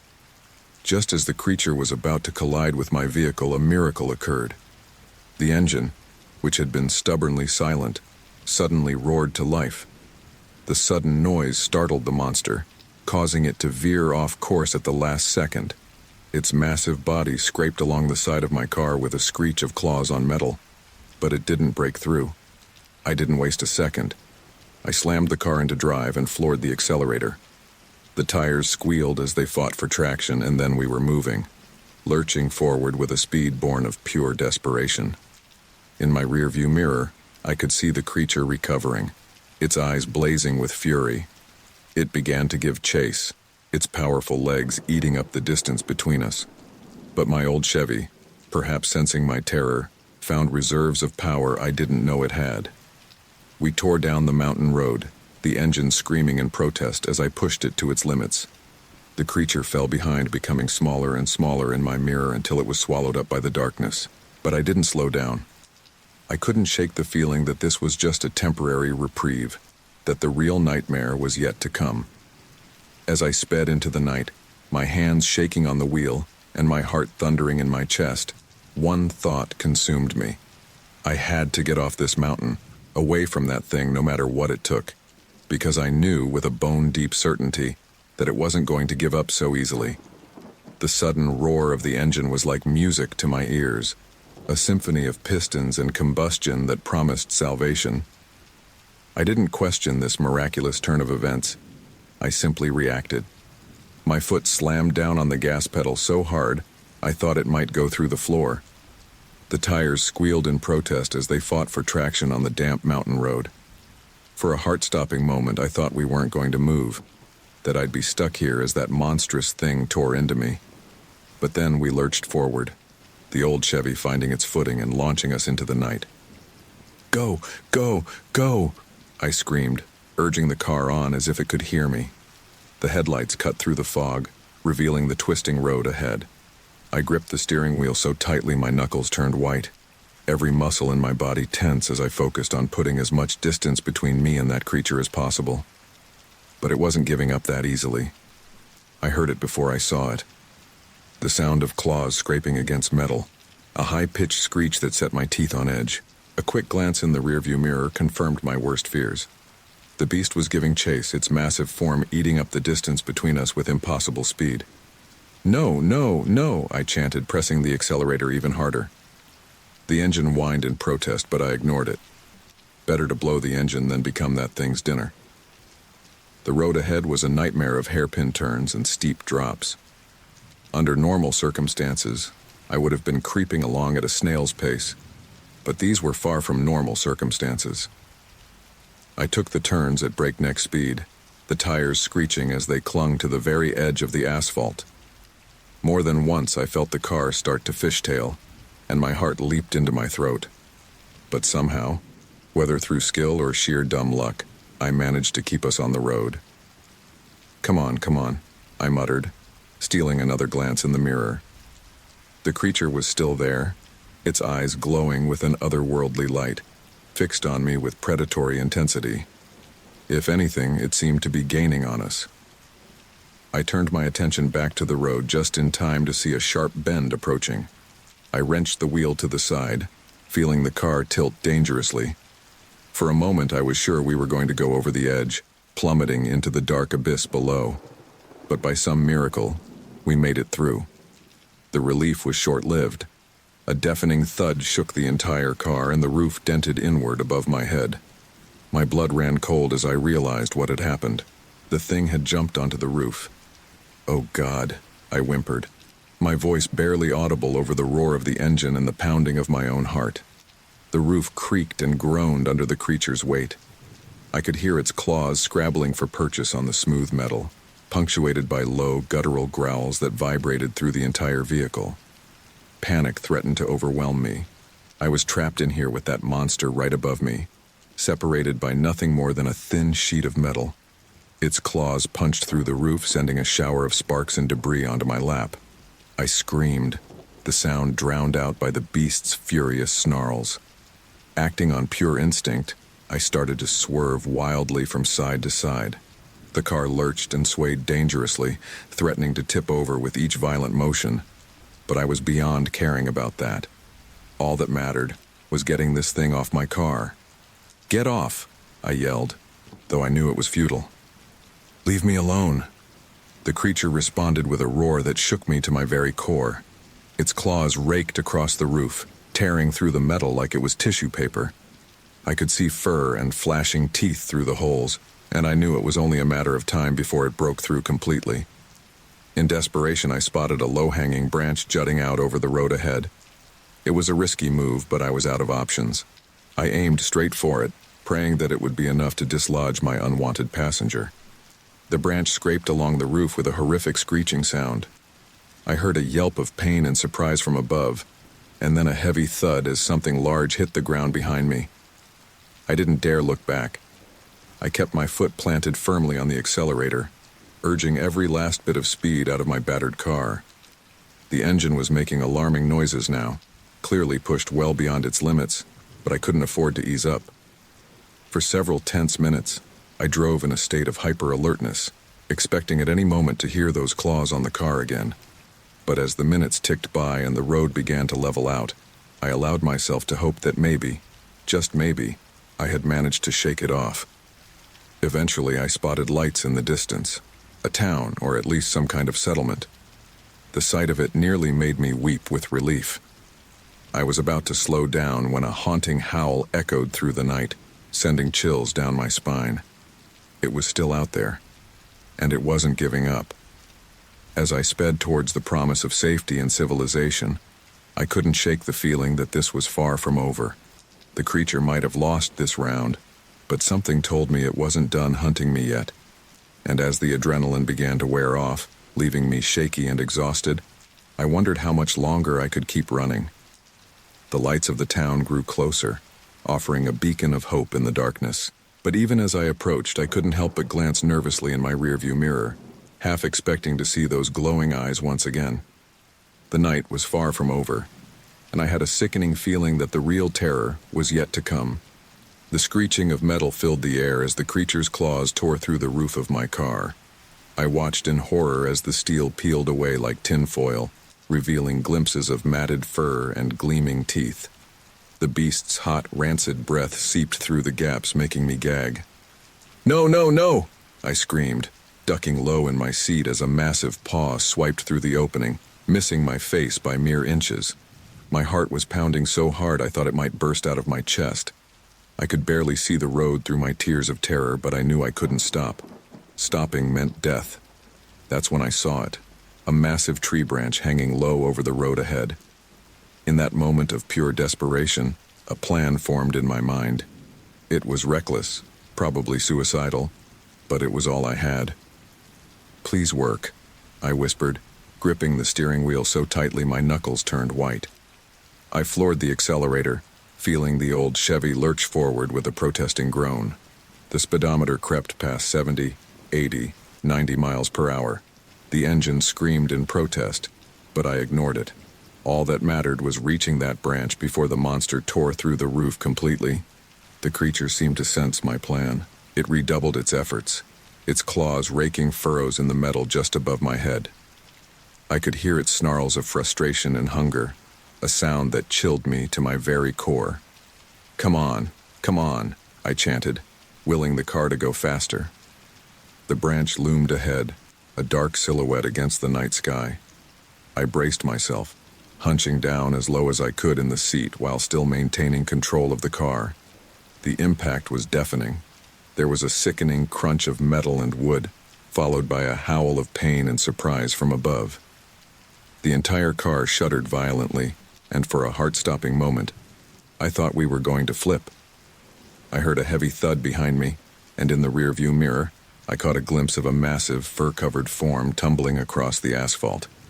A surge of elation rushed through me. It had worked. But my victory was short-lived. In my focus on the creature, I'd lost control of the car. We were careening towards the edge of the road at breakneck speed. "No!" I cried, wrenching the wheel to the side. It was too late. The tires left the asphalt, and suddenly we were airborne. Time seemed to slow down as the car sailed over the embankment. I had a moment to think, absurdly, that this must be what flying feels like. Then reality came crashing back, literally. The impact was brutal. My head slammed against the steering wheel, and pain exploded behind my eyes. Glass shattered, metal crumpled, and the world spun crazily around me. When everything finally came to a stop, I found myself hanging upside down, held in place only by my seatbelt. For a moment, I just hung there, dazed and disoriented. The metallic taste of blood filled my mouth, and a warm trickle ran down my face from a gash on my forehead. Every part of my body ached, but I was alive. Then I remembered why I'd crashed in the first place. Fear gave me the strength to move. I fumbled with the seatbelt, my fingers clumsy and uncooperative. After what felt like an eternity, I managed to release it, collapsing onto the roof of the overturned car with a grunt of pain. "Gotta get out," I muttered, my voice sounding strange and distant in my own ears. "Got to run." I crawled towards the shattered driver's side window, ignoring the bite of broken glass against my palms and knees. The night air hit me like a slap to the face as I emerged from the wreckage, clearing some of the fog from my mind. I stumbled to my feet, swaying unsteadily. The world tilted and spun around me, and I fought back a wave of nausea. A quick assessment told me nothing was broken, but I was battered and bleeding from dozens of cuts. None of that mattered. All that mattered was getting away. I took a stumbling step forward, then another. Each movement sent spikes of pain through my body, but I forced myself to keep going. The forest loomed ahead, dark and forbidding. but it was my only hope for cover. That's when I heard it, a howl, long and mournful yet filled with an unmistakable rage. It was distant but not distant enough. The beast had recovered from its fall, and it was coming for me. "No, please," I whimpered, fear giving me a fresh burst of energy. I plunged into the forest, branches whipping at my face as I ran blindly through the underbrush. I had no idea where I was going, no plan beyond simply getting away. The sound of my own ragged breathing and pounding heartbeat filled my ears, nearly drowning out the snapping of twigs beneath my feet. Behind me, I could hear the creature crashing through the forest. It was moving faster than me, its powerful limbs easily navigating the terrain that I struggled through. Each sound spurred me to greater speed, ignoring the burning in my lungs and the ache in my muscles. I burst into a small clearing, moonlight filtering through the canopy above. For a moment I paused, trying to get my bearings. That's when I saw it. A steep ravine cutting across the forest floor. It was wide, too wide to jump, with a creek running along its bottom. The howl came again, closer now. Much closer. I could hear the beast's heavy breathing, the sound of its claws tearing into the earth as it ran. I was out of options. With a silent prayer, I threw myself down the slope of the ravine. I tumbled head over heels, rocks and branches battering my already battered body. I hit the creek with a splash, the icy water shocking me back to full alertness. Scrambling to my feet, I looked up just in time to see a massive silhouette appear at the top of the ravine. Its eyes glowed in the darkness, fixed on me with predatory intensity. For a moment we stared at each other, hunter and prey, separated by a chasm of rock and rushing water. Then, with a snarl of frustration, it began to make its way down the slope. It moved more cautiously than I had, but it was still coming. I didn't wait to see more. Ignoring the protest of my aching body, I turned and ran along the creek bed, praying I could find a way out before the creature reached the bottom. As I splashed through the water, the beast's enraged howls echoing off the ravine walls, one thought kept repeating in my mind. This isn't over. Not by a long shot. The forest was a maze of shadows and menace. Moonlight filtered through the canopy in sporadic patches, barely enough to see by. I ran blindly, my lungs burning with each ragged breath. Branches whipped across my face, leaving stinging welts, but I couldn't slow down. The terror of what was behind me drove me forward. "Keep moving," I gasped to myself. "Don't stop. Don't look back." But the forest seemed determined to impede my escape. Roots reached up to snag my feet. Low-hanging branches clawed at my clothes and hair. More than once I nearly lost my footing on the uneven ground. The quiet of the night was shattered by the sound of pursuit. Heavy breathing, not my own, echoed through the trees. Twigs snapped under powerful paws. It was right behind me, so close I could almost feel its hot breath on the back of my neck. My heart hammered in my chest, threatening to burst. Every instinct screamed at me to run faster, but my body was reaching its limits. The adrenaline that had carried me this far was starting to wane, leaving behind exhaustion and pain. "Please," I whimpered, though I wasn't sure who or what I was pleading with. "Please, I don't want to die." As if in response to my prayer, the ground suddenly disappeared from beneath my feet. In my blind panic, I had failed to notice the steep embankment looming before me. For a moment, I was airborne, suspended in terrifying freefall. Then I hit the ground, hard. I tumbled head over heels down the slope, my world becoming a dizzying blur of earth and sky. Rocks and branches battered my already battered body. I tried to protect my head with my arms, but it did little good. When I finally came to a stop at the bottom, every inch of me throbbed with pain. For a moment I lay there, dazed and disoriented. The world spun around me and nausea rose in my throat. I could taste blood in my mouth, and something warm and sticky was trickling down the side of my face. "Get up," I muttered to myself. "You have to get up." Gritting my teeth against the pain, I tried to push myself to my feet. That's when a new, sharper agony lanced through my right ankle. I bit back a cry, collapsing back to the ground. "No, no, no," I moaned. gingerly probing my ankle with trembling fingers. It was already swelling, hot to the touch, sprained, maybe broken. Either way, I knew with sickening certainty that I wouldn't be running anymore. I was easy prey now. The realization hit me like a physical blow. Tears of pain and fear sprang to my eyes as I looked around wildly, searching for any means of escape or shelter. That's when I saw it. A fallen tree, its trunk hollowed out by age and decay. It wasn't much, but it was the only option I had. Gritting my teeth against the pain, I began to drag myself towards the log. Every movement sent fresh waves of agony through my ankle and my battered body, but I forced myself to keep going. I could hear the creature making its way down the embankment, its growls growing louder with each passing second. Almost there, I panted, my fingers clawing at the earth as I pulled myself forward. Come on, just a little further. After what felt like an eternity, I reached the log. Without allowing myself to hesitate, I began to squeeze into the hollow opening. The rough bark scraped against my skin, and more than once I feared I would get stuck. But fear lent me strength, and somehow I managed to wriggle my way inside. The interior of the log was damp and musty, filled with rotting leaves and who knew what else. In any other circumstance, I would have recoiled from the filth. Now I burrowed into it, trying to make myself as small and inconspicuous as possible. I lay there, hardly daring to breathe, as I listened to the sounds of the forest outside. For a moment, all was quiet. Then I heard it. The soft pad of paws on the forest floor drawing nearer. My heart pounded so loudly I was sure the creature would hear it. I pressed a hand over my mouth, trying to muffle the sound of my breathing. Tears leaked from my eyes, cutting tracks through the grime on my face. The footsteps stopped just outside the log. I could hear the creature's heavy breathing, smell its rank, animal odor.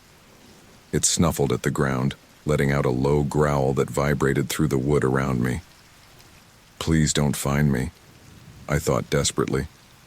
Please, please, please. For what felt like hours, but was probably only minutes, the creature prowled around the area.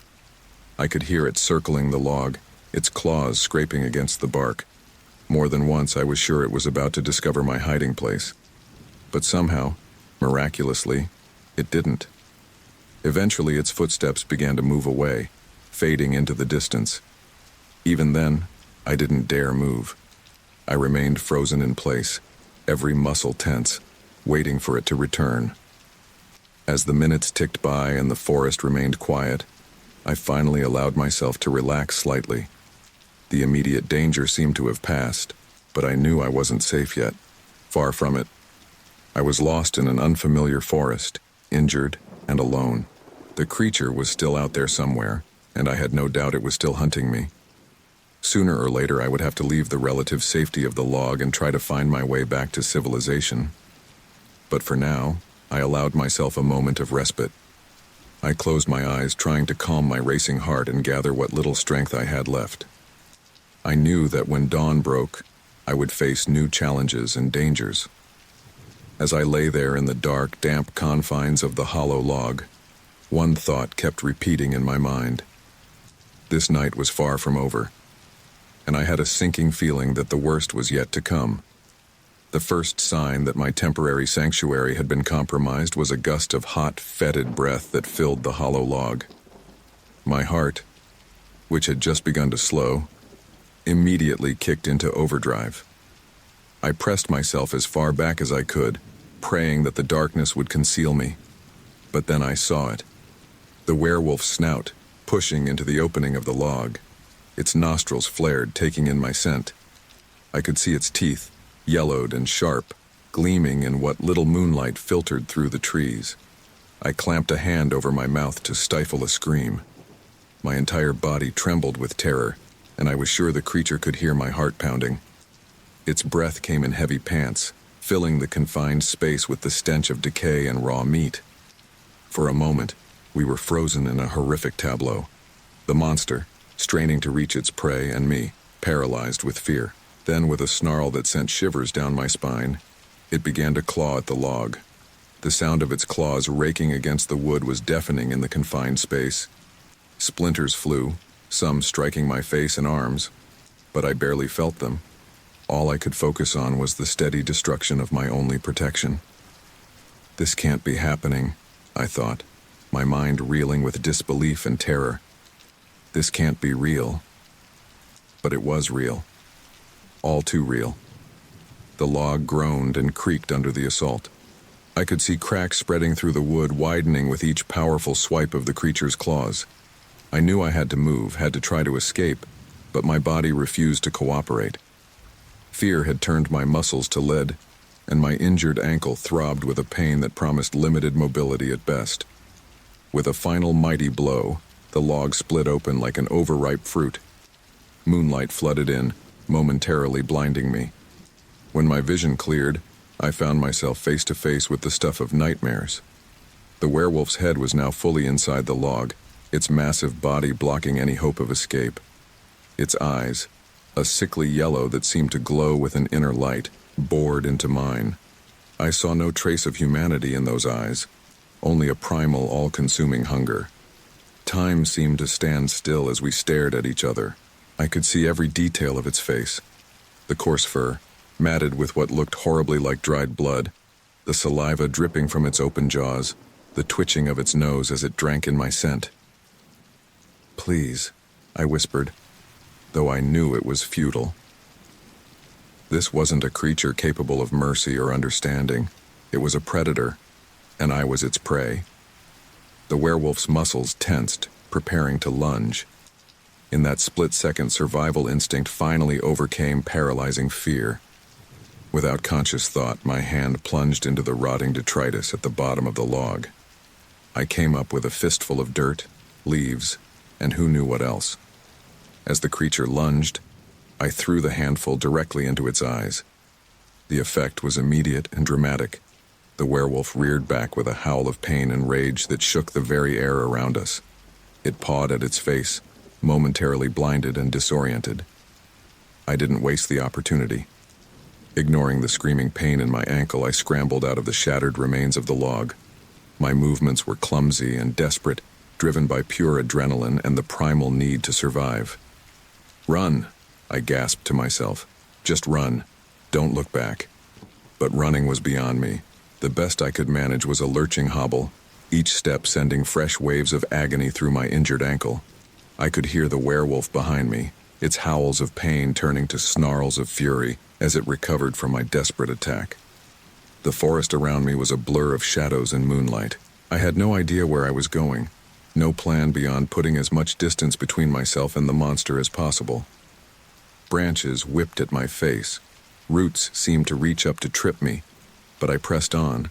My lungs burned, my ankle felt like it was on fire, and every muscle in my body screamed for rest. But I couldn't stop. The sounds of pursuit behind me were growing louder with each passing second. "Help!" I screamed, though I knew it was useless. There was no one out here to hear me, no one to come to my rescue. "Somebody please help me." My foot caught on an exposed root, and I went down hard. Pain exploded through my body as I hit the ground, driving what little air remained from my lungs. For a moment I lay there dazed and gasping. That's when I heard it. The heavy breathing of the werewolf, so close I could almost feel its hot breath on the back of my neck. I rolled over, looking up to see the creature looming over me, its eyes blazing with inhuman rage and hunger. Time seemed to slow down. I saw its muscles bunch as it prepared to pounce.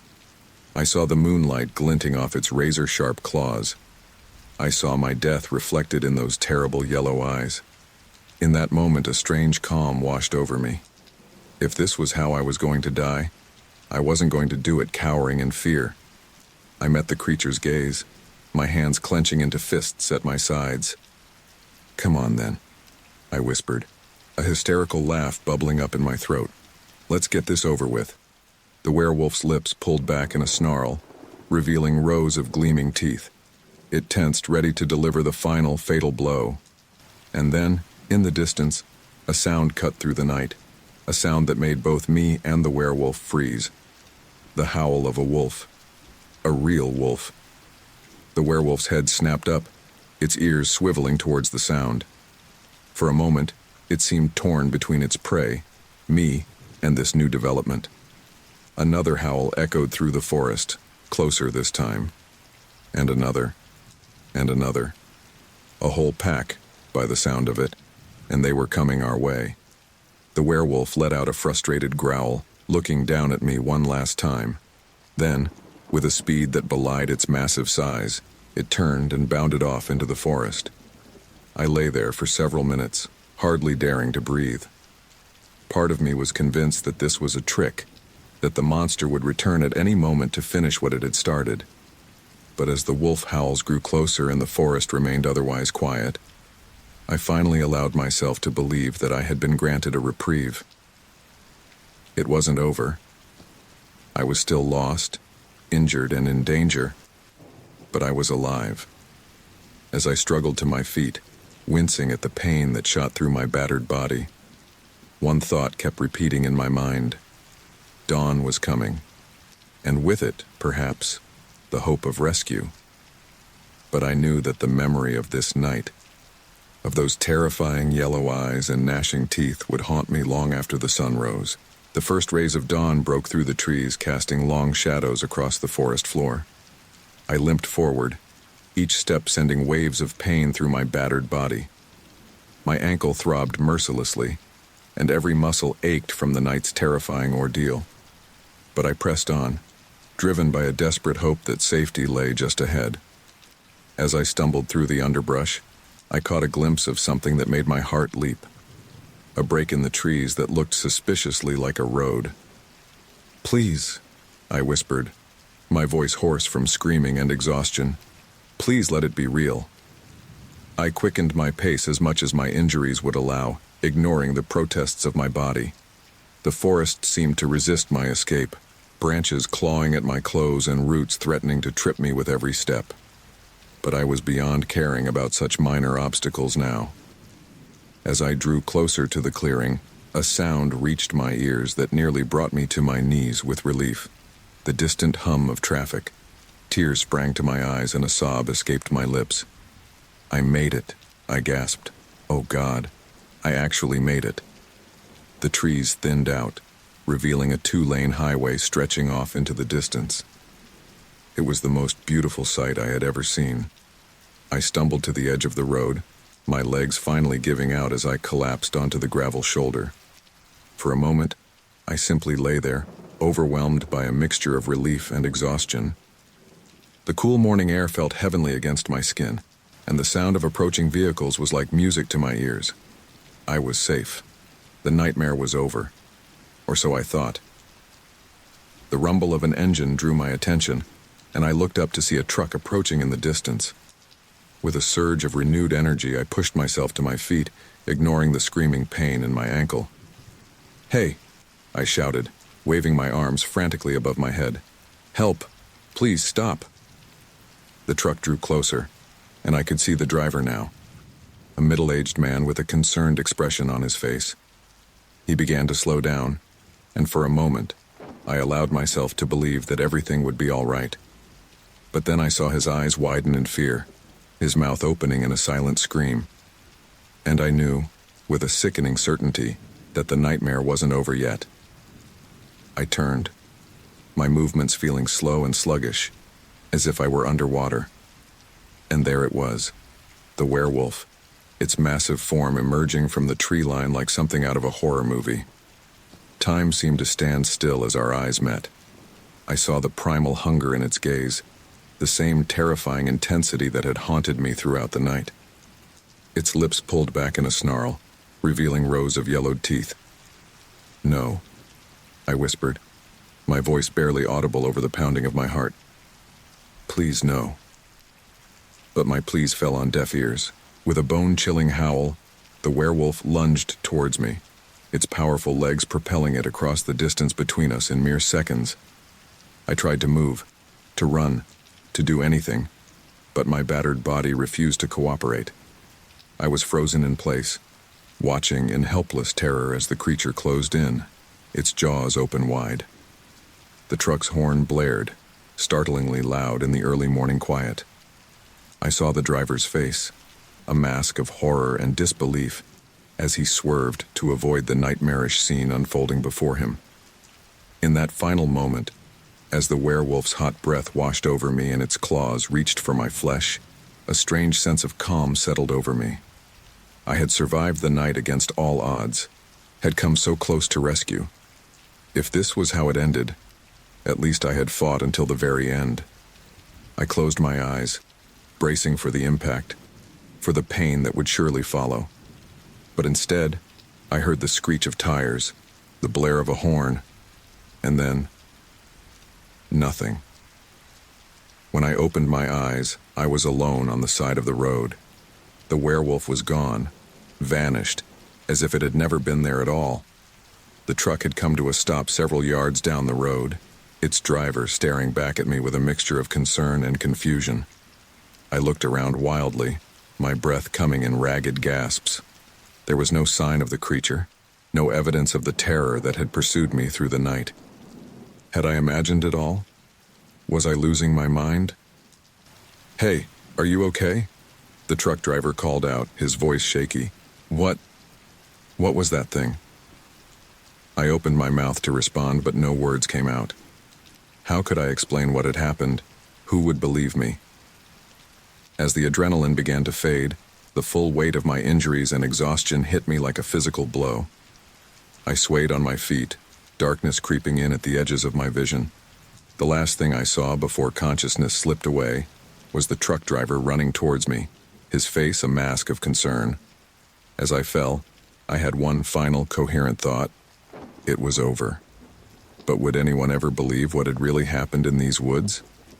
The world faded to black, and I knew that when I woke up, a whole new set of challenges would be waiting for me.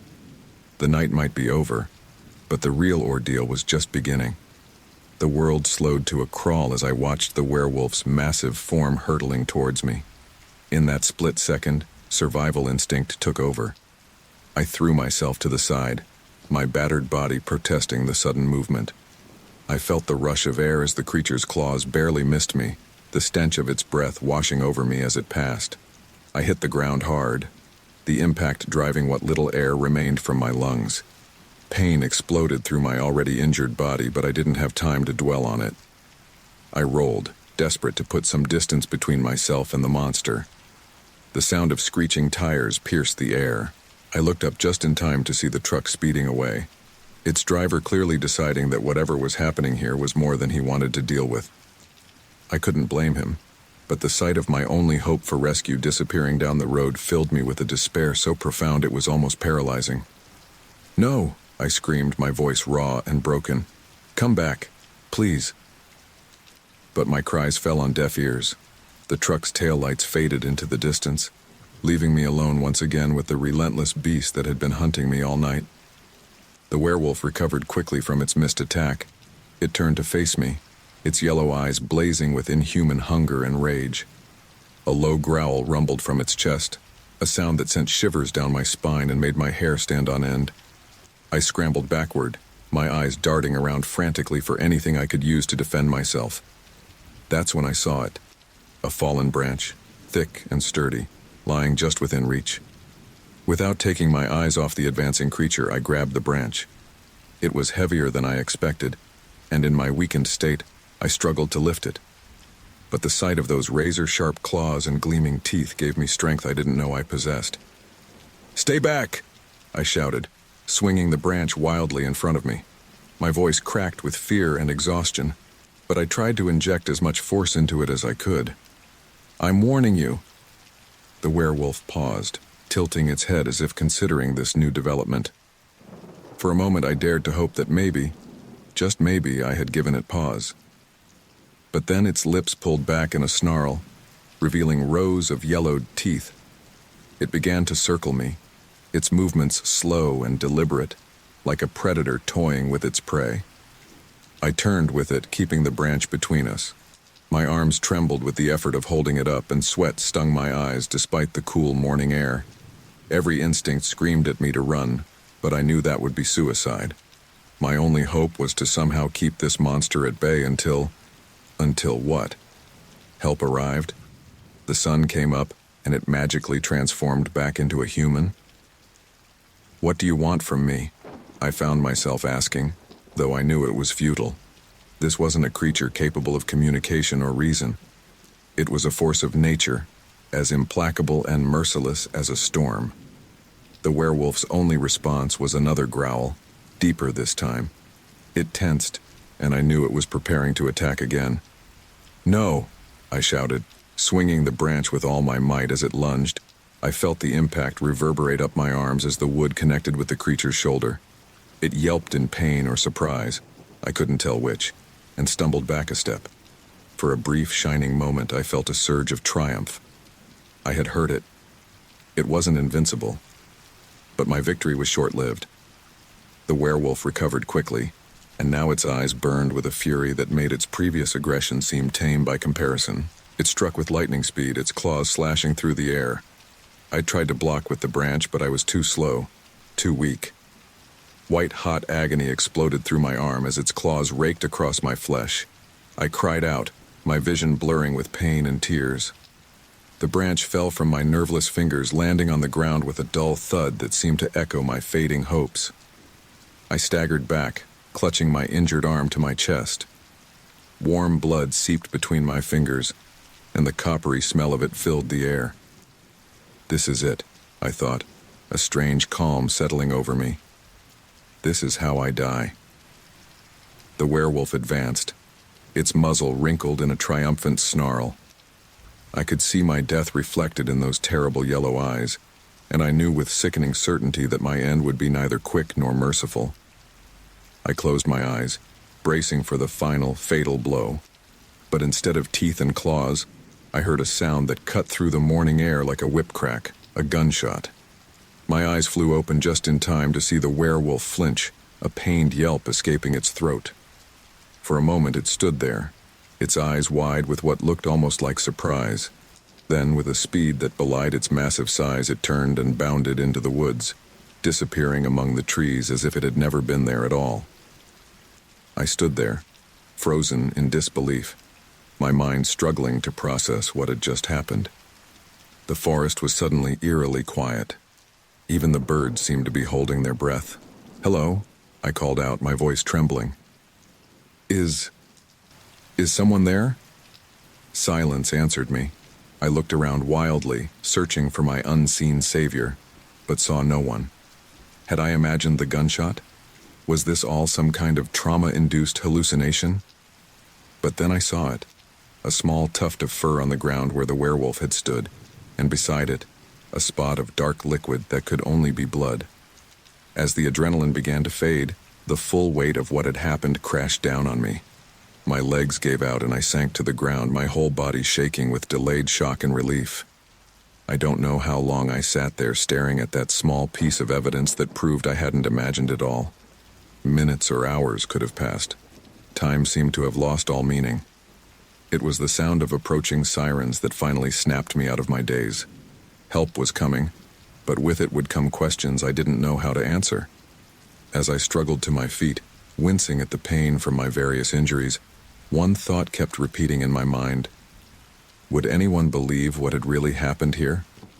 And more importantly, was it truly over? Or was this nightmare just beginning? The flashing lights of emergency vehicles appeared in the distance, and I knew that the next chapter of this ordeal was about to unfold. I awoke to the steady beep of a heart monitor and the sterile smell of disinfectant. My eyes fluttered open, adjusting to the harsh fluorescent lights of what I quickly recognized as a hospital room. Every inch of my body ached, and I felt the tight pull of bandages across various parts of my skin. As my vision cleared, I became aware of a figure standing at the foot of my bed. A man in a sheriff's uniform, his face a mask of professional concern tinged with something else. Skepticism, perhaps. "Welcome back," he said, his voice gruff but not unkind. "I'm Sheriff Dawson. You've been through quite an ordeal, miss. How are you feeling?" I tried to speak, but my throat was dry and raw. A nurse appeared, seemingly out of nowhere, and offered me a cup of water. I sipped gratefully before attempting to answer. I'm alive," I managed, my voice barely above a whisper. The werewolf. Did you find it? The sheriff's eyebrows shot up, and he exchanged a look with the nurse that I couldn't quite interpret. Werewolf? He repeated, his tone carefully neutral. Why don't you tell me exactly what happened out there? So I did. I recounted the terrifying chase through the forest, the creature's relentless pursuit, the desperate moments when I thought it was all over. As I spoke, I could see the doubt growing in the sheriff's eyes, mirrored in the expressions of the nurse and the doctor who had entered partway through my story. When I finished, a heavy silence fell over the room. The sheriff cleared his throat. That's quite a tale, he said slowly. But, miss, we found no evidence of any wolf attack, let alone a werewolf. What? I sat up straighter, ignoring the pain that shot through my body. But it was there. It chased me all night. Look at my injuries.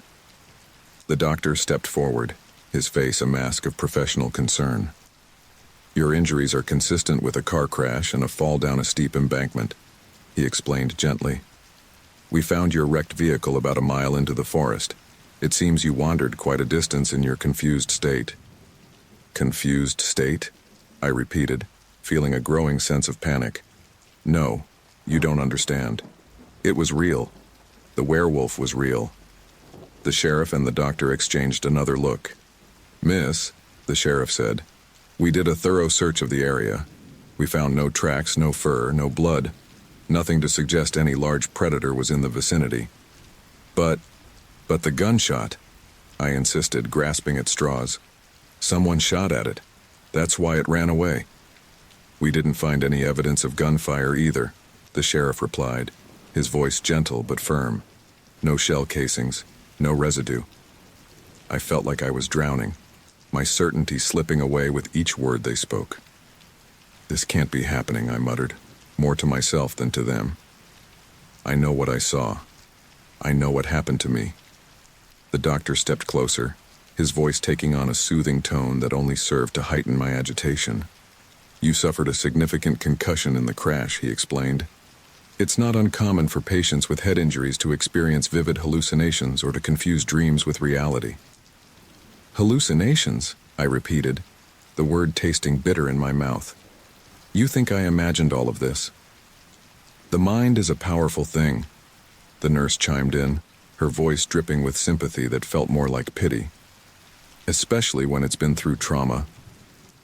I looked from face to face, searching for any sign that they believed me, that they were just playing some cruel joke. But all I saw was concern, skepticism, and worst of all, pity. I'm not crazy, I insisted, my voice rising. It happened. The werewolf was real. No one's saying you're crazy, the sheriff said, holding up his hands in a placating gesture. We just need to consider all possibilities. Now, why don't you get some rest? We can talk more later. They filed out of the room, leaving me alone with my thoughts and the incessant beeping of the heart monitor. I sank back into the pillows, my mind reeling. Had I imagined it all?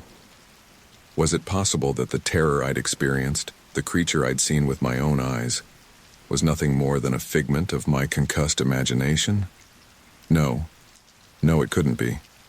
I closed my eyes, remembering the hot breath of the creature, the gleam of its teeth, the terror that had driven me through the night. It had been real. It had to have been real. But as the day wore on and more doctors came to examine me, each offering their own theories about my hallucinations, I felt my certainty begin to waver. The looks they gave me, concern mixed with doubt, made me question my own memories. Had the shadows of the forest played tricks on my mind? Had fear and confusion twisted my perceptions? As night fell, I found myself staring out the window at the darkening sky. The forest loomed in the distance, a black mass against the horizon. I shuddered, remembering the terror of the previous night. That's when I heard it. A sound that made my blood run cold and my heart skip a beat. A howl, distant but unmistakable, echoing across the night. I broke into a cold sweat, my heart racing so fast I was sure the nurses would come running. But no one came. Had no one else heard it? Or was it, like everything else, just in my head? I lay there rigid with fear, straining my ears for any further sound. But all I heard was the steady beep of the heart monitor and the occasional footsteps in the hallway outside. As the night wore on, I found myself trapped between two terrifying possibilities. Either I had imagined the whole thing, my mind conjuring up a monster from the depths of my fears and confusion, or the werewolf was real, it was out there, and no one believed me. I didn't know which prospect frightened me more. As exhaustion finally began to overtake me, I made a silent vow to myself. Whether they believed me or not, whether I was crazy or not, I would never set foot in those woods again. The memory of those yellow eyes, real or imagined, would haunt me for the rest of my days. Weeks had passed since that harrowing night in the forest, but the memories remained as vivid as ever.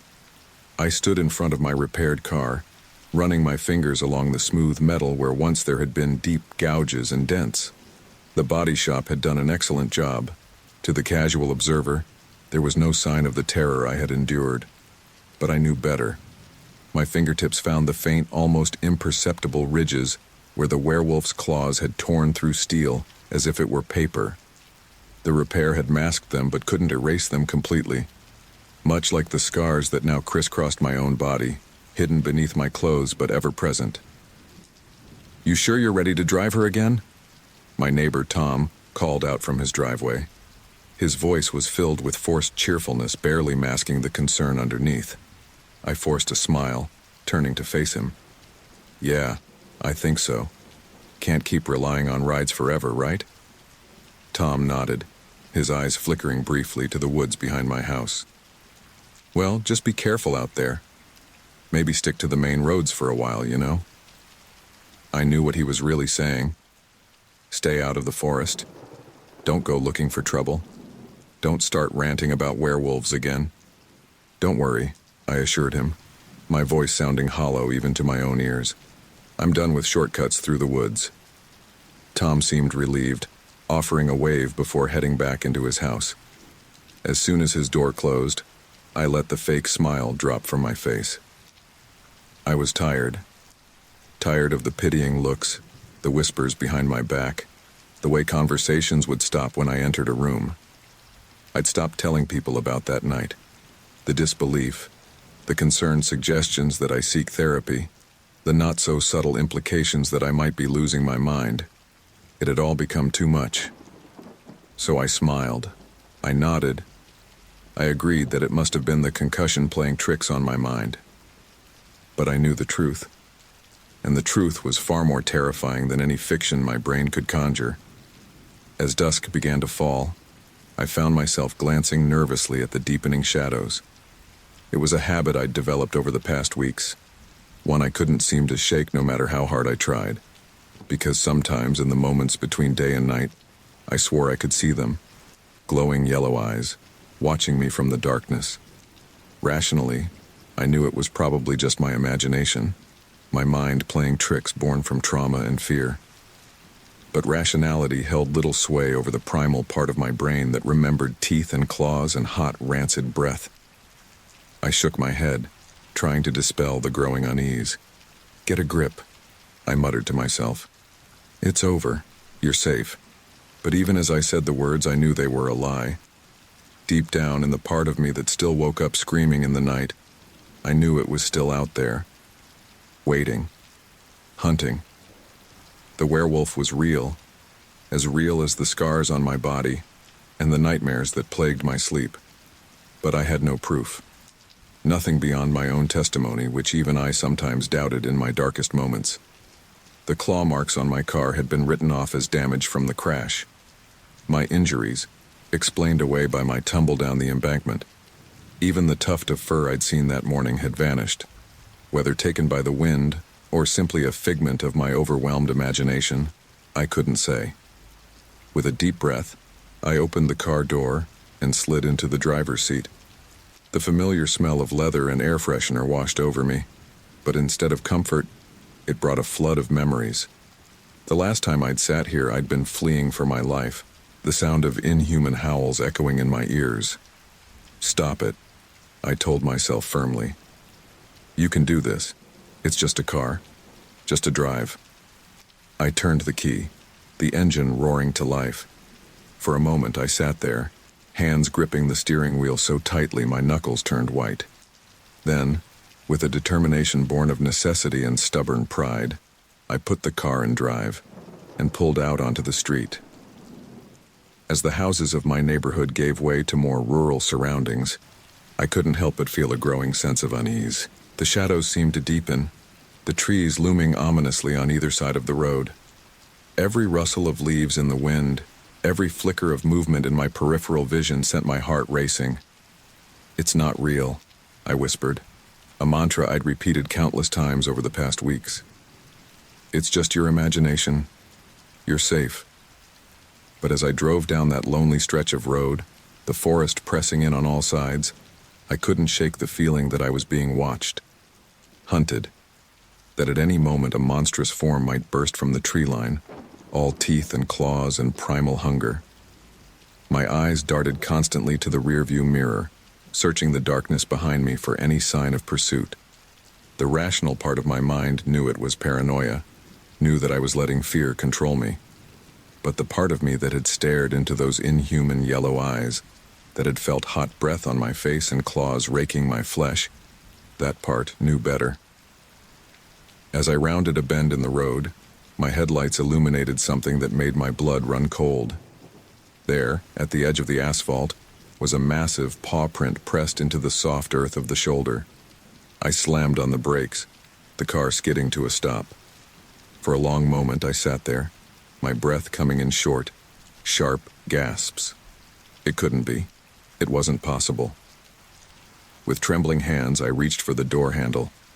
I knew I should drive away, knew that investigating could only lead to danger, but I had to know, had to see for myself. As I stepped out of the car, the cool night air hit me like a physical force. The forest seemed to hold its breath, an unnatural silence settling over the world. Slowly, hesitantly, I approached the spot where I'd seen the print. My flashlight beam cut through the darkness, illuminating the patch of earth, and there it was, a paw print larger than any wolf or dog I'd ever seen, its edges sharp and clear in the soft soil.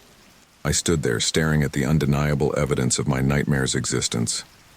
A mix of vindication and terror washed over me. I wasn't crazy. It was real. It was all real. And it was still out there. As if in response to my thoughts, a howl echoed through the night, distant but unmistakable. The sound sent ice through my veins, every instinct screaming at me to run. I scrambled back to my car, slamming the door and locking it with shaking hands. As I peeled away, tires squealing on the asphalt, one thought repeated in my mind. The hunt wasn't over. It had only just begun.